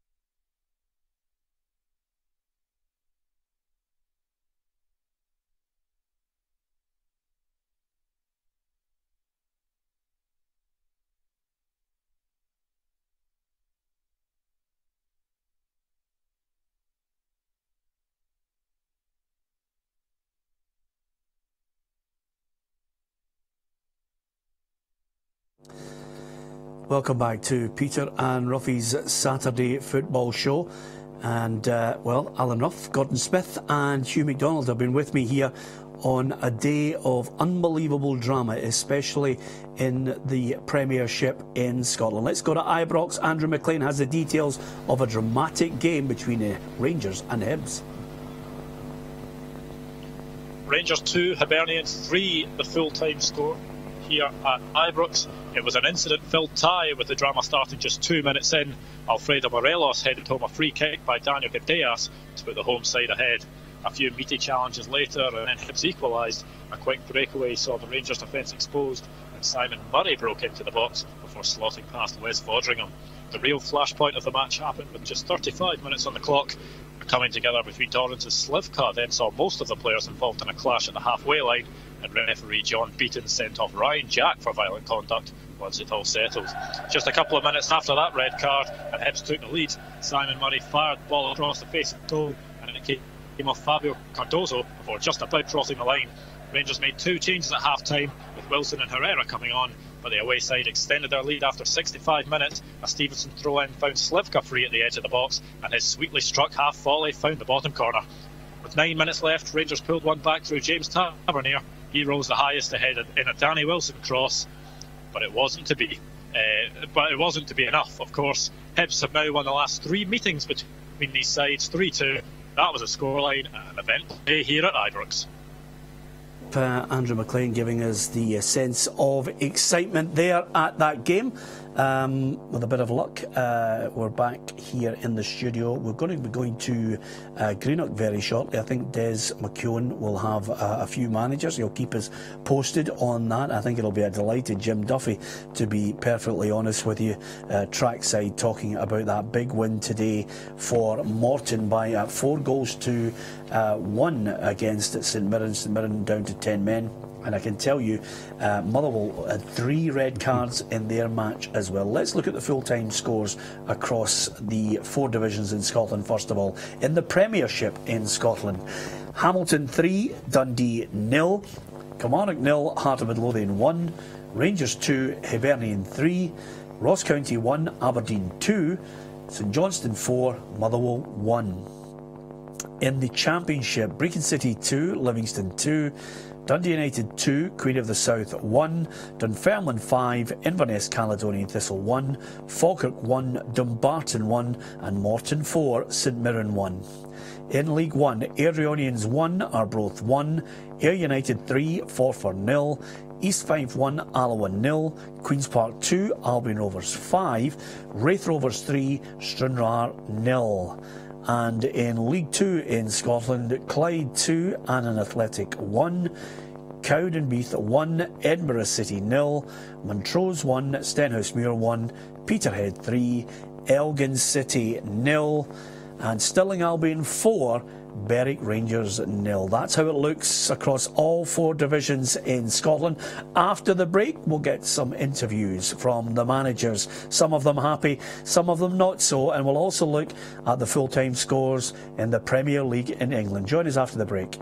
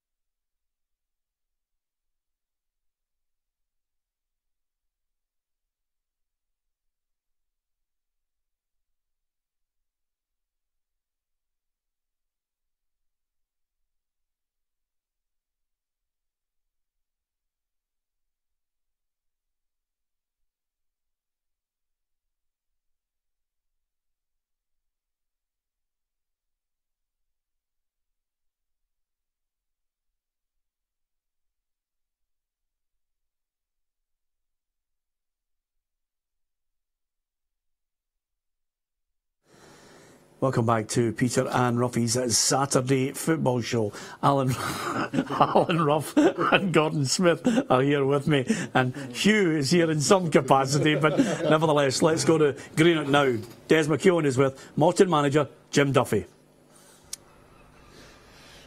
Jim, what was your overview of the game? Yeah, I thought we started the game pretty well. I was quite pleased with the first half, even though we went in 1-1. It was a fantastic strike for Cammy Smith, so we couldn't really do too much about that, really. And I thought we had a couple of really good chances. As I said, I was quite happy with the players at half time, and obviously once the second one went in and we went down to 10 men, then we just had to stay calm and try and capitalise on the space, and eventually we managed to do that. Where was the game won for you?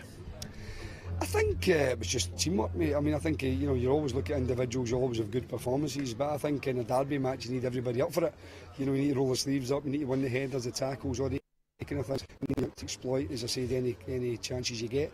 And today was a game where I think we created a good number of chances. We scored 4 goals, and I think that I think we deserve to win. Your targets for the season today will be a marker in some respects. Where marker for, Des? They're not my markers. My markers is to take as many points as you possibly can. We've just started the season, or 2 games into it, and every game is going to be tough. Everyone fancies their chances in any given day. Today was our day, and it's good for our supporters, and that's all you can do is enjoy it. I'm not really worried about markers, mate. If I'm still on the job at Christmas, that's my same question. That's always a good answer, Jim. And what does it mean to the fans? Renfrewshire derby. Yeah, I think it's great for the supporters. They can enjoy it. So it was a fantastic day here today. I said you don't get too many of these kind of comprehensive victories, so any kind of victory is important. When you get a comprehensive one, it's a wee bit sweeter, so hopefully the fans can enjoy it. Congratulations, Jim. Well done. Thank you. Yeah, I think it's vital we get Jim Duffy on the show before Christmas, Ruffy, just in case it all goes pear-shaped. He is one of the most down-to-earth managers, taking nothing for granted. Yeah, and that's when you get a response for players. When you've got a manager like that, they all want to work for him. They seem to enjoy everything he does, and he does. We know there is another side of him. He doesn't. It's very competitive. Doesn't like getting beat. But certainly, if Morton can go on the sort of a run that they went on in the beginning of the last season, then they're in for a good season. Yep, absolutely. It was a good win in the end, 4-1, convincing, and again, just shows you that has flipped from April when St Mirren were on a high. Yeah, absolutely. It's a good comeback from Morton, because they only get the draw last week in their first game. So that's them get 4 points now, and it puts them up into second equal, which is good. The only team with full points so far. I mean, it's only 2 games into it, but Dundee United won both their games, but no one else has won both games. So Morton, that is a good win for Morton, because they would have been a bit disappointed if they'd allowed their main rivals, their derby rivals St Mirren, to pick up the points from that game. But that's a very comfortable victory. OK, we promised you what was happening down south. Here's the Premier League results from England, and as well as the confirmation of Arsenal's 4-3 victory over Leicester City. It finished in the early kick-off today. Watford 3, Liverpool 3, Chelsea 2, Burnley 3, Crystal Palace 0, Huddersfield 3, Everton 1, Stoke City 0, Southampton 0, Swansea City 0, and West Brom 1, Bournemouth 0. It's Brighton against Manchester City as the 5:30 kick-off, and as you can see, 2 matches taking place on this Sunday. So, what a day of drama. We will be getting reaction, more from Greenock, and of course we'll hear from the Rangers and the Hibs manager from Ibrox today.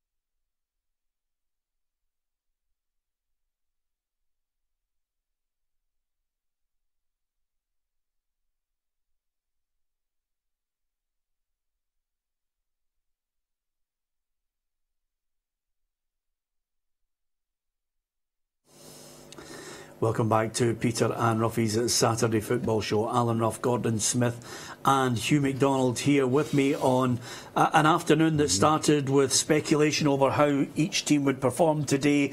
Certain players, would they hit a bit of form? Would they get goals? Would there be any controversy? Well, I don't think we've been disappointed across all 4 divisions in Scotland. We predicted game of the day was almost certainly at Ibrox between Rangers and Hibernian. In the end, Neil Lennon was able to back up his words of wisdom about the Hibs players. They had to go in there, handle the atmosphere, handle anything that might come their way, and come away with all 3 points, and that's what they did, Gordon Smith. Yeah, we spoke before the game about it, and we all agreed that Hibs have got a good squad, experienced players that have played at a high level, and they could give Rangers a tough game. We said that more so than maybe Motherwell last week, because we felt Motherwell had brought a lot of players up from lower divisions in England, whereas Hibs players have played at the highest level in Scotland, some of them in the highest level in England as well. So that was what we thought it would be a real test for Rangers. No doubt about it, the ordering off could have had a particular influence on the game. You don't know that. We need to find out more of the report in the game, but there's no question that it's turned out to be a very good win for Hibs. It puts them now 6 points. I mean, there's now 4 teams are sitting on full points in the 2 games. That's Celtic, Aberdeen, Hibs and St Johnstone. And the rest of below, they've got 4 teams also sitting on 0 points as well, so they have to try and turn things around as well. But that's from Neil Lennon's point of view, he'll be delighted with that. That's a very good result. And of course, such is the nature of the city of Glasgow, Hugh, suddenly everybody else will be asking questions of some of the decisions and overall the result from Pedro Caixinha's Rangers. Yeah, I mean, the decisions will be dissected and we'll have a look at them later in the same. But the real thing, the real story behind this today is that we're not too surprised that Rangers have lost 3 goals today. We're not too surprised that Rangers have been beaten today by a team again that's just come up from the Championship. Now they've strengthened, you know, and they've got good players in the team. But that is the surprise about it is there's not a surprise. You're looking at it and saying, well, it's not a shock. I think this is a very difficult time for Caixinha, and the Hearts game is now Mount Everest time. That's how big it is. Well, I can tell you that our game of the day in the Premiership was Rangers against Hibernian, but as far as the Championship was concerned, our game of the day was over there at Capello Park. It was Morton against St Mirren. Would it be the visitors coming away with all 3 points, or would the home side suddenly flip it on its head from last season and come out on top? Well, it was Morton with 4-1 the scoreline to brag about today, and one of the men who will savour that result is with Des McKeown. It's Gary Harkins. Gary, comfortable victory in the first Renfrewshire derby. How did you see it? I thought the boys done really well. Missed a great chance before they were equalised, and it was a peachy goal, but they were solid, never gave many chances away, and then took our chances when we made them. So it was a good performance from us. There was a piece in the programme today that as soon as you knew Morton were interested in you, that was the place you wanted to go. Can you explain that to us? Just with the age I was at, and it's back a good chance full time, a good side that I played against last year. Obviously I'd known Craig McPherson for a while and liked everything I've seen of the gaffer, and as soon as I had that phone call, that was pretty much what I wanted. And you've been referred to as a man of many clubs. What is there left to achieve for yourself? To be fair, I'm 32, but I think I've got a few years left. I'm ambitious still, and it'd be good to do as well as I can with Morton, and hopefully at the club doing as well as we can as a club. And who in your squad, your new squad of players, has impressed you? To be fair, it's a really good squad. I think I've been impressed with the midfield's got really good footballers in it. You've got Tidser who's quality.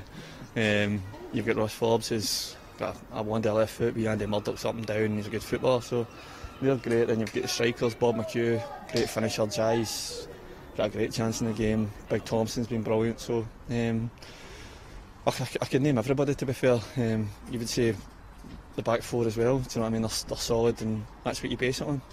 And we can play for there. So I've been impressed with most.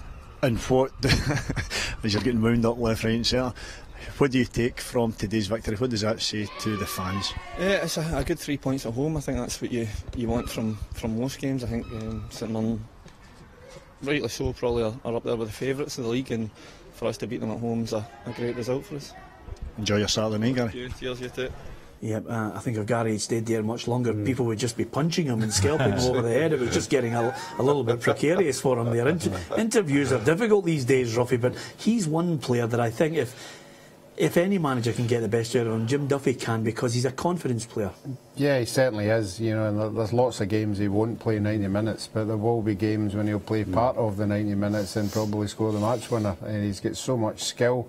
I mean, I labelled him as a luxury player. Take that whatever way you want it. A luxury player meaning he's got more skill than other players on the side, so you have to use him wisely. But certainly today he obviously did. St Mirren went down to 10 men. They threw him on. There were obviously spaces created by that sending off, and he's the kind of guy who's got the experience and the knowledge to hold on to the ball and just play passes. OK, as well as talking about Hibs' win today at Ibrox, there were also wins for Hearts and a win for Aberdeen at Ross County. Never an easy place to go, and of course the Dons deserve great credit, Gordon, because they had to come from a goal behind. Yeah, absolutely, and it was an early goal in fairness to them, so it gave them plenty of time. And when you consider the fact that, you know, last season even Aberdeen had a very good season, up challenging, they lost up in Dingwall, so that's been a good result for them, because Aberdeen want to go on a run as well and put results together. All the top teams do. That's the main thing about being in that high part of the league. You want to be a consistent team, you know, build up momentum, win games, and Aberdeen getting a good result today, they'll stand them in good stead, because that's a difficult place to go. Yeah, and I think the key element that we ask ourselves every season with particular teams, are they stronger than last season? I think you and I share the view that they are, Hugh. Yeah, I think so. Johnny Hayes was our best player, and he is a big miss, but I think they've recruited really well. Again, go back. I'd just like to see a big agricultural centre half. I really would. Yeah. Just because I don't think it's any any sort of coincidence that today they lost a goal from a set piece again. I always think they look kind of iffy at set pieces. St Johnstone usually school them at set pieces. So yeah, that's it. But yep, absolutely going forward. Great. I'm glad Gary Mackay-Steven made a contribution today, because I think he's a good player and he's a good guy, good young man, and I hope he gets a bit of confidence up there and comes on. Yeah, and of course, you know things are going well when Matt Reynolds scores with a volley for you. Yeah, certainly that's what you want, players at the back coming up, you know, and adding, if the strikers aren't scoring, they're contributing as well. I like the big boy Constantine. I think he's always in and around the box, you know. I think he should be scoring more goals. But certainly not, the confidence is there for everybody to see. Obviously, you knocked out of Europe, you have to get the confidence back very, very quickly, and they certainly have done that. Hearts, they get the win, but Goncalves scores the goal, and in the end he's sent off. Kirk Broadfoot also sent off in that match for pulling Goncalves' hair. The game this week has just got so many fantastic headlines for sub-editors, hasn't it? I mean, we had six ordering offs in the Premier League in 5 games, and there's 6 orderings off. I know Motherwell were 3 of them, obviously, and that's going to be tough for them, because they got to get into next week, their match league game. That's 3 players down.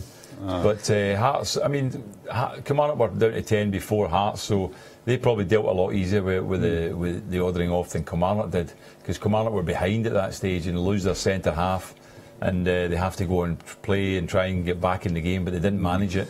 And then all of a sudden, obviously Hearts are down to 10 men as well, but they held on and got the good win, and from their point of view that's also good. I mean, they lost their first game last week against Celtic, which most people expected they would, but that same bounce back too. And as I say, John Daly, he didn't do too badly last week with the team, but he obviously put himself in the minds of the Hearts supporters with his after-match interview in terms of what he was saying about Brendan Rodgers, really having a go at Brendan Rodgers, and I think a lot of Hearts fans would admire him for that.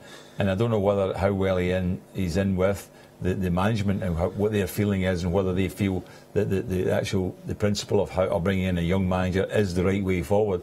But he's put himself in a strong position by getting the result today. Yeah, I think, you know, at times we can become obsessed by polls, but if you were putting one out on any of the social media platforms, you know, some of the names that have been mentioned, I think Hartley might be up there. I think Presley, to a degree. Some people have been really enthusiastic about Steve McLaren.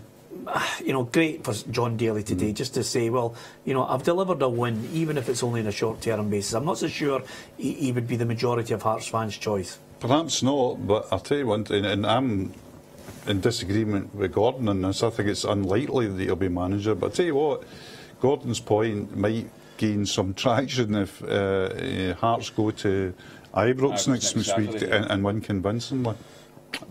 My view is that having taken a really untested guy, they might want a bit more experience at the helm. They're not going to tear up their model, and nor should they, over one decision that's went badly.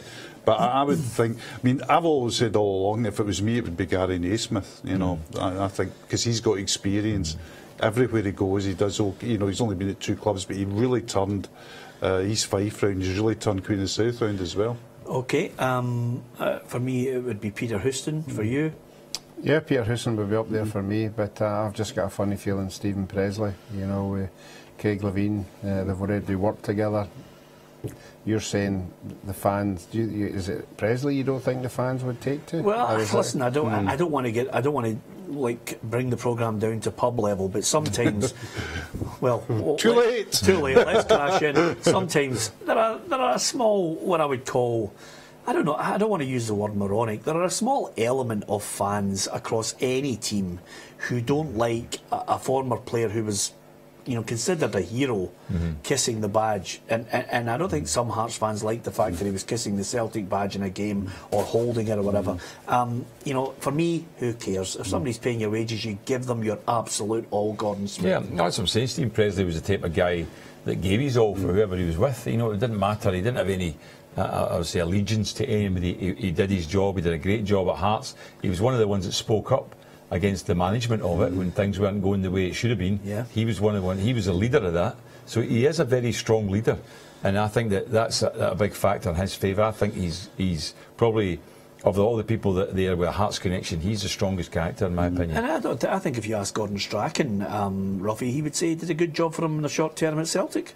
Yeah, because he's that kind of player. He's a captain. He's a captain's captain. Everywhere he's went, he portrays as a leader.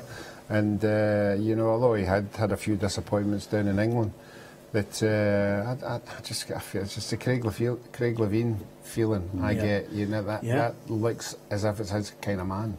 Okay then, maybe we need tablets for that, Ruffy. Let's St Johnstone 4, Motherwell 1, 3 Motherwell players sent off, and I think Carson, McHugh, Dunn off. It's a day when I think we should start to compliment Tommy Wright. Not that I think he's got a chip on his shoulder about it, but he's brought back Michael O'Halloran. Michael O'Halloran scored 2 goals today, and St Johnstone had a good win. I agree. When I'm hearing Motherwell as well are going to appeal to the sending offs, whether that is to maybe postpone suspensions, or whether it's a justified case they're going to postpone to. Yeah, I always laugh at the one that comes out. Tommy Wright never gets any credit. I've booked marching bands for him. I think anybody I talk to in the Scottish media is pretty open in their praise for St Johnstone and what he does up there. I've never heard any criticisms, but he's just doing it again.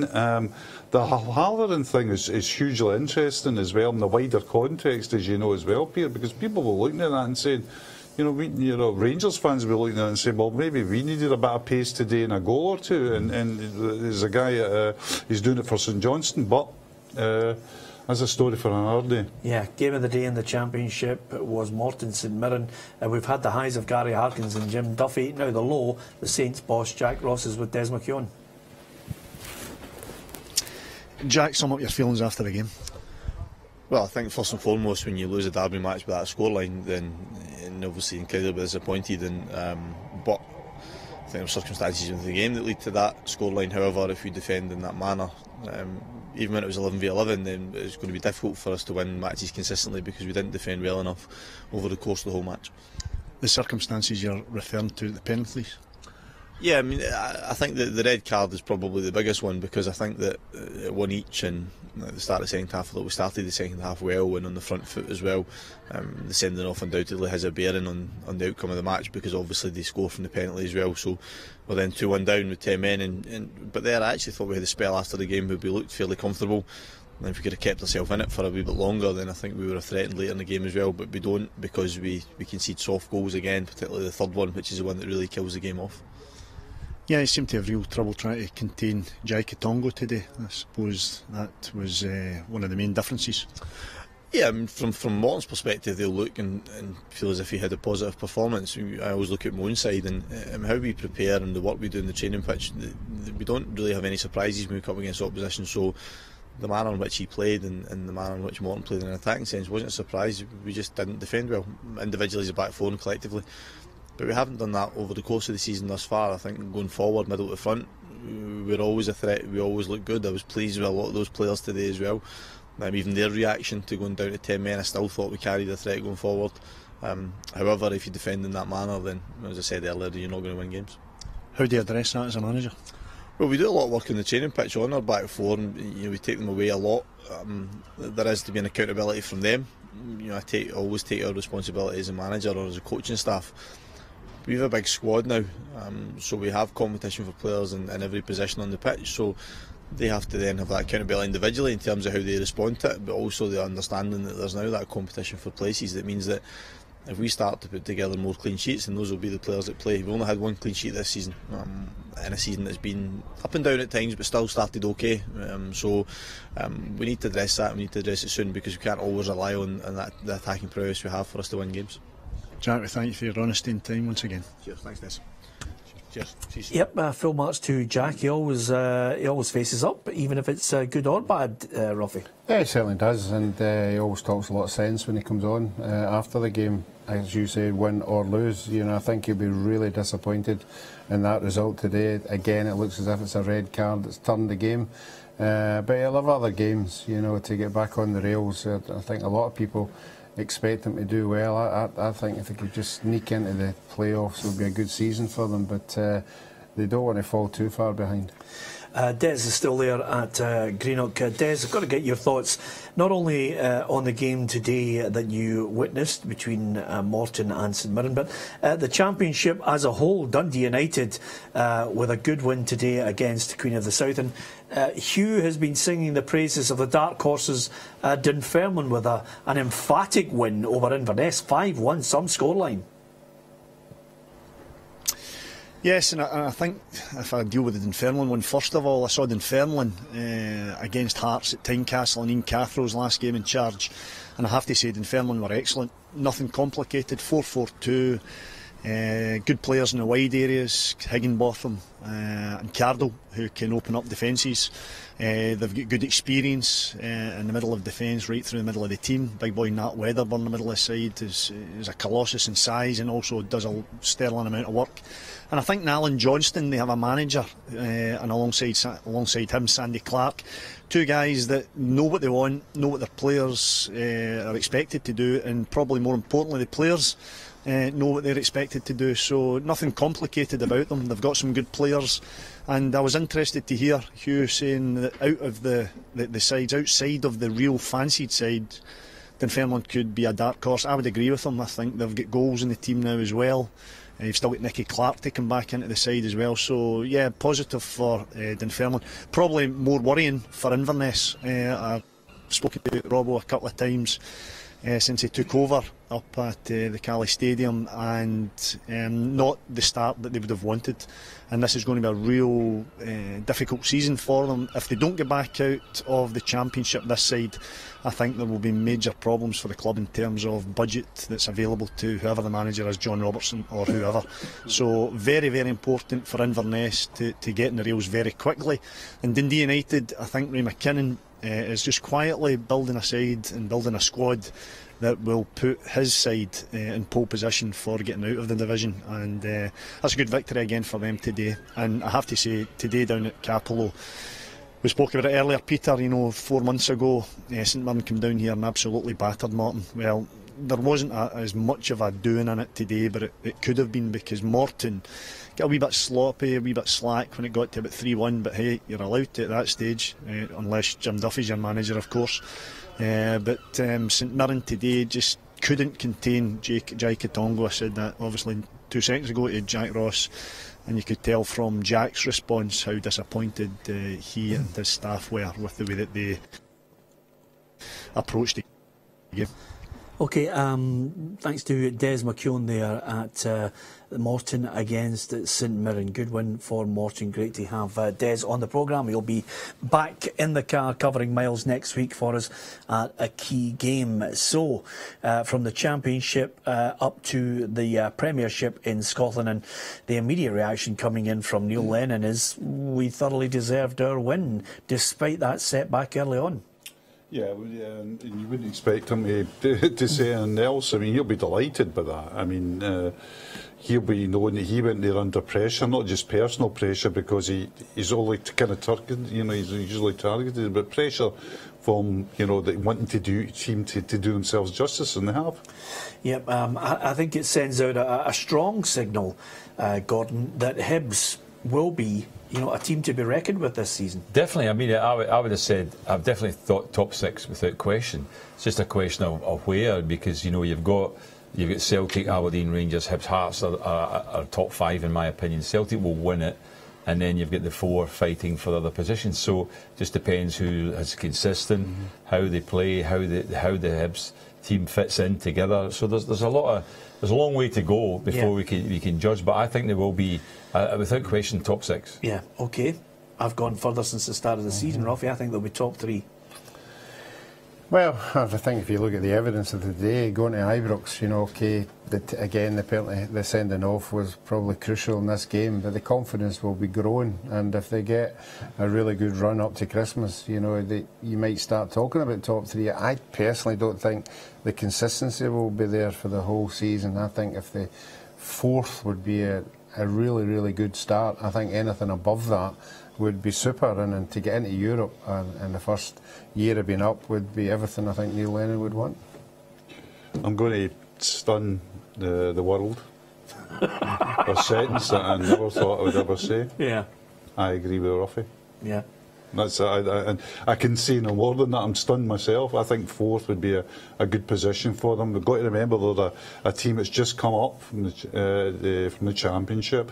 I expect Aberdeen to be second. I don't know, but Rangers is now the wild card. But is it relevant to say they're top of the Championship? He hasn't bought Championship players. No, his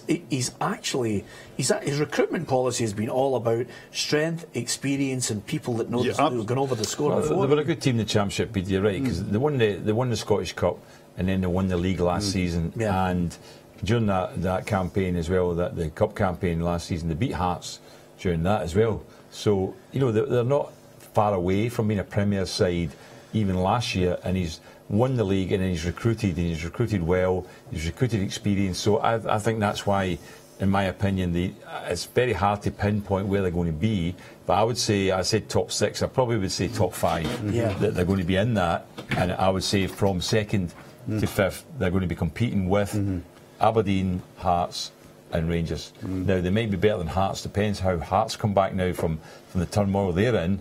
We've still got question marks over Rangers, where they're going to be. So, depending if they're more consistent and they're the team, they've had a good result against Rangers today, but this Rangers team still is open to question. We still don't know where this current Rangers team are going to go. Yeah. Have you got a good feeling or a bad feeling about it? About where this current Rangers team are going to go? Yeah. I can't work it out yet at all. I can see them being better than we thought they were going to be at the start of the season with the players I've got in now. Today was a bit of a downside for them, but I'm not quite sure yet. I can't really predict as such that they are going to be. They're definitely going to be top 6. Yeah. But I don't know how they're going to be in relation to where they are to Aberdeen, Hibs and Hearts. Okay, mate, let me rephrase that then. Are you filled with confidence with the manager they have in place? No, not really. No, I still think he has to turn it around. I'm giving him time because he's recruiting new players. It's a new era in terms of the team he's putting together, and I think that he's in a negative position with me at the moment, and he has to turn that around for me to prove that he's got it right. I still haven't seen it yet, that he is the man that's turned us around. He's got better players in, but a lot of managers with those sort of players he's got in might have done a job and get to where they're going, but we don't know where they're going to be, and we'll judge them on how. I would think, I'll be honest with you, Peter, I would say the first quarter of the league championship was where I was going to have my next opinion and judgment on him, to see how he does in this first quarter. Yeah, Rafi, give us your thoughts. I think results will determine, you know, how good this guy is. Okay, we didn't see the sending off today. We didn't see his substitutions, where he was taking them off, where he was putting them on. Yeah. You know, I do think he's on a par now with obviously Hearts and Hibs. You know, but it'll be interesting to see what happens when he goes to away games, how they handle that. But again, I don't think you can judge them in today. They looked as if they were playing well enough, you know, and then the sending off comes and then they lose a goal right after the sending off. So it's a difficult one to have today's game and judging them. I just think we have to bide our time for the next 3 or 4 games. I would say to you that the spinal tap moment comes when they turn up to 11 is the 23rd of September. Yeah, absolutely. And does he stagger towards that or does he march towards that? I think he's drinking in the last chance saloon. There you go. And I think the bouncers got him by the collar and just deciding what to do. It's that bad. You think so? Oh, absolutely. I think to tell you what I think saving him. I don't disagree with you. I'll tell you why I think what's saving him at the moment is all the players he brought in. I think that's saving him. I think if he'd had a very quiet transfer market, I think they'd be already looking at saying, you know what? I mean. But he's also getting credit for that, Hugh, because that's one of the things, if there's anything that's going to be positive on his side just now, that's one of the things that the Rangers fans are about. Oh, he's made good signings, he's brought good players in. So they see that as a positive. Well, they do, they see that as a positive. But he's brought in players that could beat 3-2 at home to Hibs. Yeah. But you know that's a bit, and you can go on about sending off all day long. That's one game, I know, and they weren't completely convincing last week against Motherwell. They had a great result during the week against a good Dunfermline team, which you're tipping could be get promotion from the Championship, Hugh. And then today they've lost 3-2 at home, a man down to 10 men. I still think it's a case of saying he's got to prove it, but he needs games to prove it. And as you say, Peter, as he works towards that game in September, the Celtic game, depending on how they are getting into that game, if they're right up there competing at that part of the league when they take on Celtic, fine, we judge them maybe on the day of that game. But if he's already dropped well behind and they're not competing when that game comes along, depending on how that result goes, that could be the finish. I mean, Hearts, Ross County, and I think Dundee and Partick. Now, Hearts will be a test. Yeah. And I'm not being disparaging or derogatory towards the other clubs, but Rangers fans are looking and saying, you should be within 3 points. Well, but you can't go that far back. But here's the classic thing. It's not even that as well.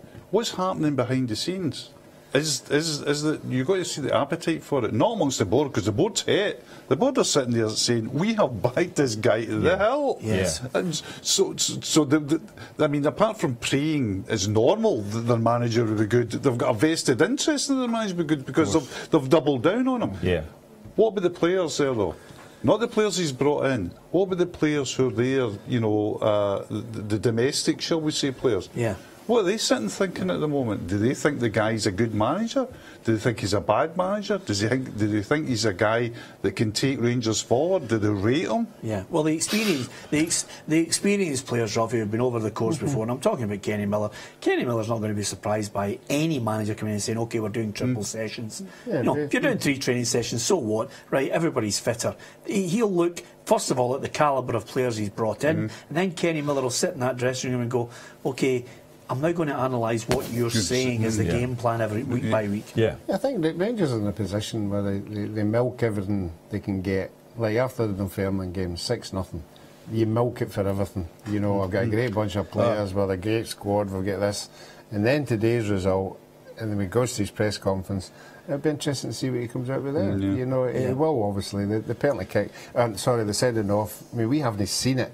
You know, if it is a debatable sending off, I know if it seems to have he's lifted his hands or whatever, you know, he will feel grudged about that sending off. But again, I think Peter talked about it last year, he threw on 3 forwards and change it. Everybody was going, what was that all about? You know, and if he's done that again today, and it's not been a realistic, you know, substitution, or people can pick bones in it, then again he's under pressure. So the only way he's not going to be under pressure is if he wins the big games, and he's got big games coming up.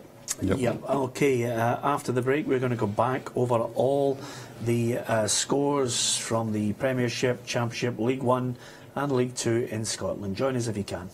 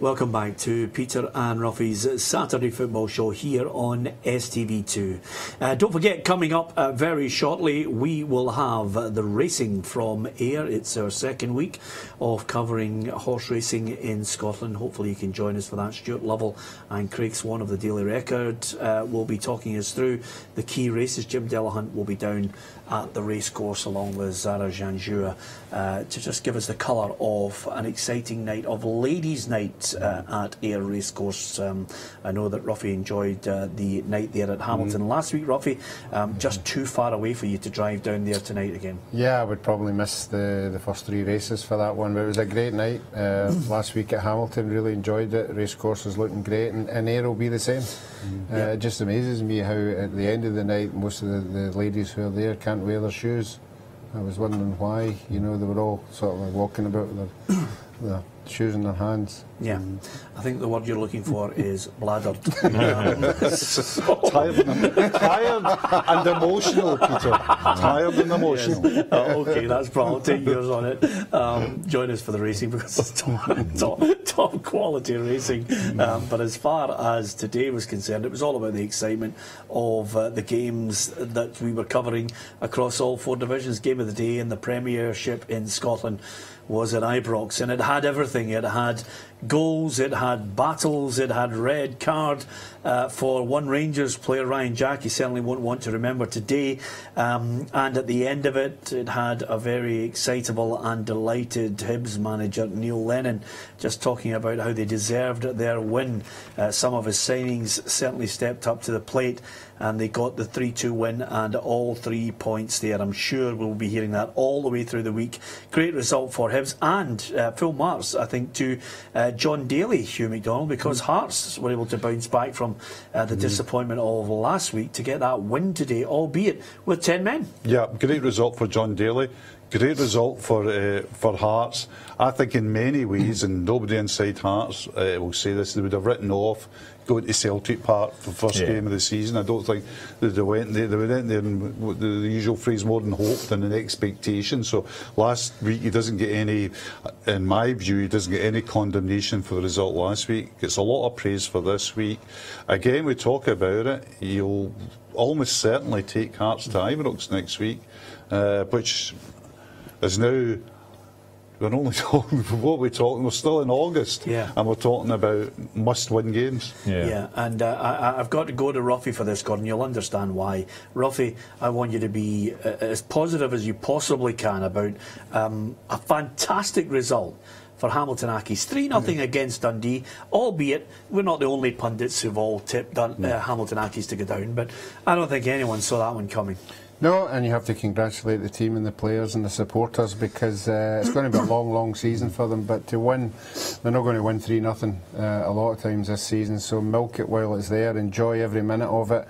They will, unfortunately, in my opinion, be down there for the most of the season, and it's a horrible, horrible experience, you know, going into every game and everybody writing you off. So yeah, they should enjoy it. It's a good point you're making, because you could be saying just now there's 2 sides to that game today. It's a good result for Hamilton, a home win, but it's also against maybe one of the teams, and you mentioned it earlier on, Ruffy, who could become a relegation rival.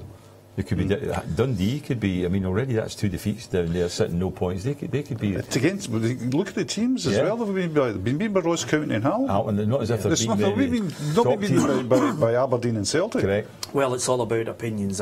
I'll just throw it at you. I don't think Dundee will be involved in it. I don't think so either, but when I was very sceptical when Alan said they would be in the playoff position, and it must be said with all due humility, his opinion at the moment in August is looking better than mine. Yeah, absolutely, but as we all know, Ruffy starts off strong and falls away by November. Ruffy. Is that when he's out holding his high heels? No, that's when he goes on holiday. The other thing I've got to say here, Gordon Smith, last by no means least, the 2 managers I think deserve tremendous credit. Big fan of Tommy Wright, big fan of Derek McInnes. Aberdeen have gone to Ross County, goal behind. They've come back. Some of the key players he's brought in have stepped up to the plate. That's a key element. You're absolutely right. He's brought in players. They're doing that, and it's about also. It doesn't matter about what the performance was like or whatever. It's about results for likes of Aberdeen. They've got to get wins together, and you know they're sitting there. There's 4 teams in Scotland just now have 6 points to the 2 games. I mean, it's a long way to go, but already Aberdeen, who have been in previous seasons, been up there second place, are already competing in that level. Okay, let's look at the 4 divisions in Scotland, just the full times once more for you. The Premiership, it's Partick Thistle 0, Celtic 1 from the Friday night game. Hamilton 3, Dundee 0, Kilmarnock 0, Harrow Midlothian 1, Rangers 2, Hibernian 3, Ross County 1, Aberdeen 2, and St Johnstone 4, Motherwell 1. In the Championship, Bregan City 2, Livingston 2, Dundee United 2, Queen of the South 1, Dunfermline 5, Inverness Cally Thistle 1, Falkirk 1, Dumbarton 1, Morton 4, St Mirren 1. League 1, Airdrieonians 1, Arbroath 1, Ayr United 3, Forfar 0, East Fife 1, Alloa 0, Queen's Park 2, Albion Rovers 5, Raith Rovers 3, Stranraer 0. And finally in League 2, Clyde 2, Annan Athletic 1, Cowdenbeath 1, Edinburgh City 0, Montrose 1, Stenhousemuir 1, Peterhead 3, Elgin City 0, and Stirling Albion 4, Berwick Rangers 0.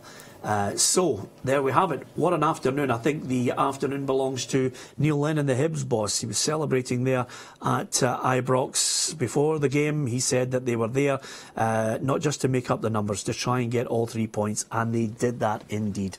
Thanks to Ruffy, thanks to Gordon Smith and to Hugh McDonald.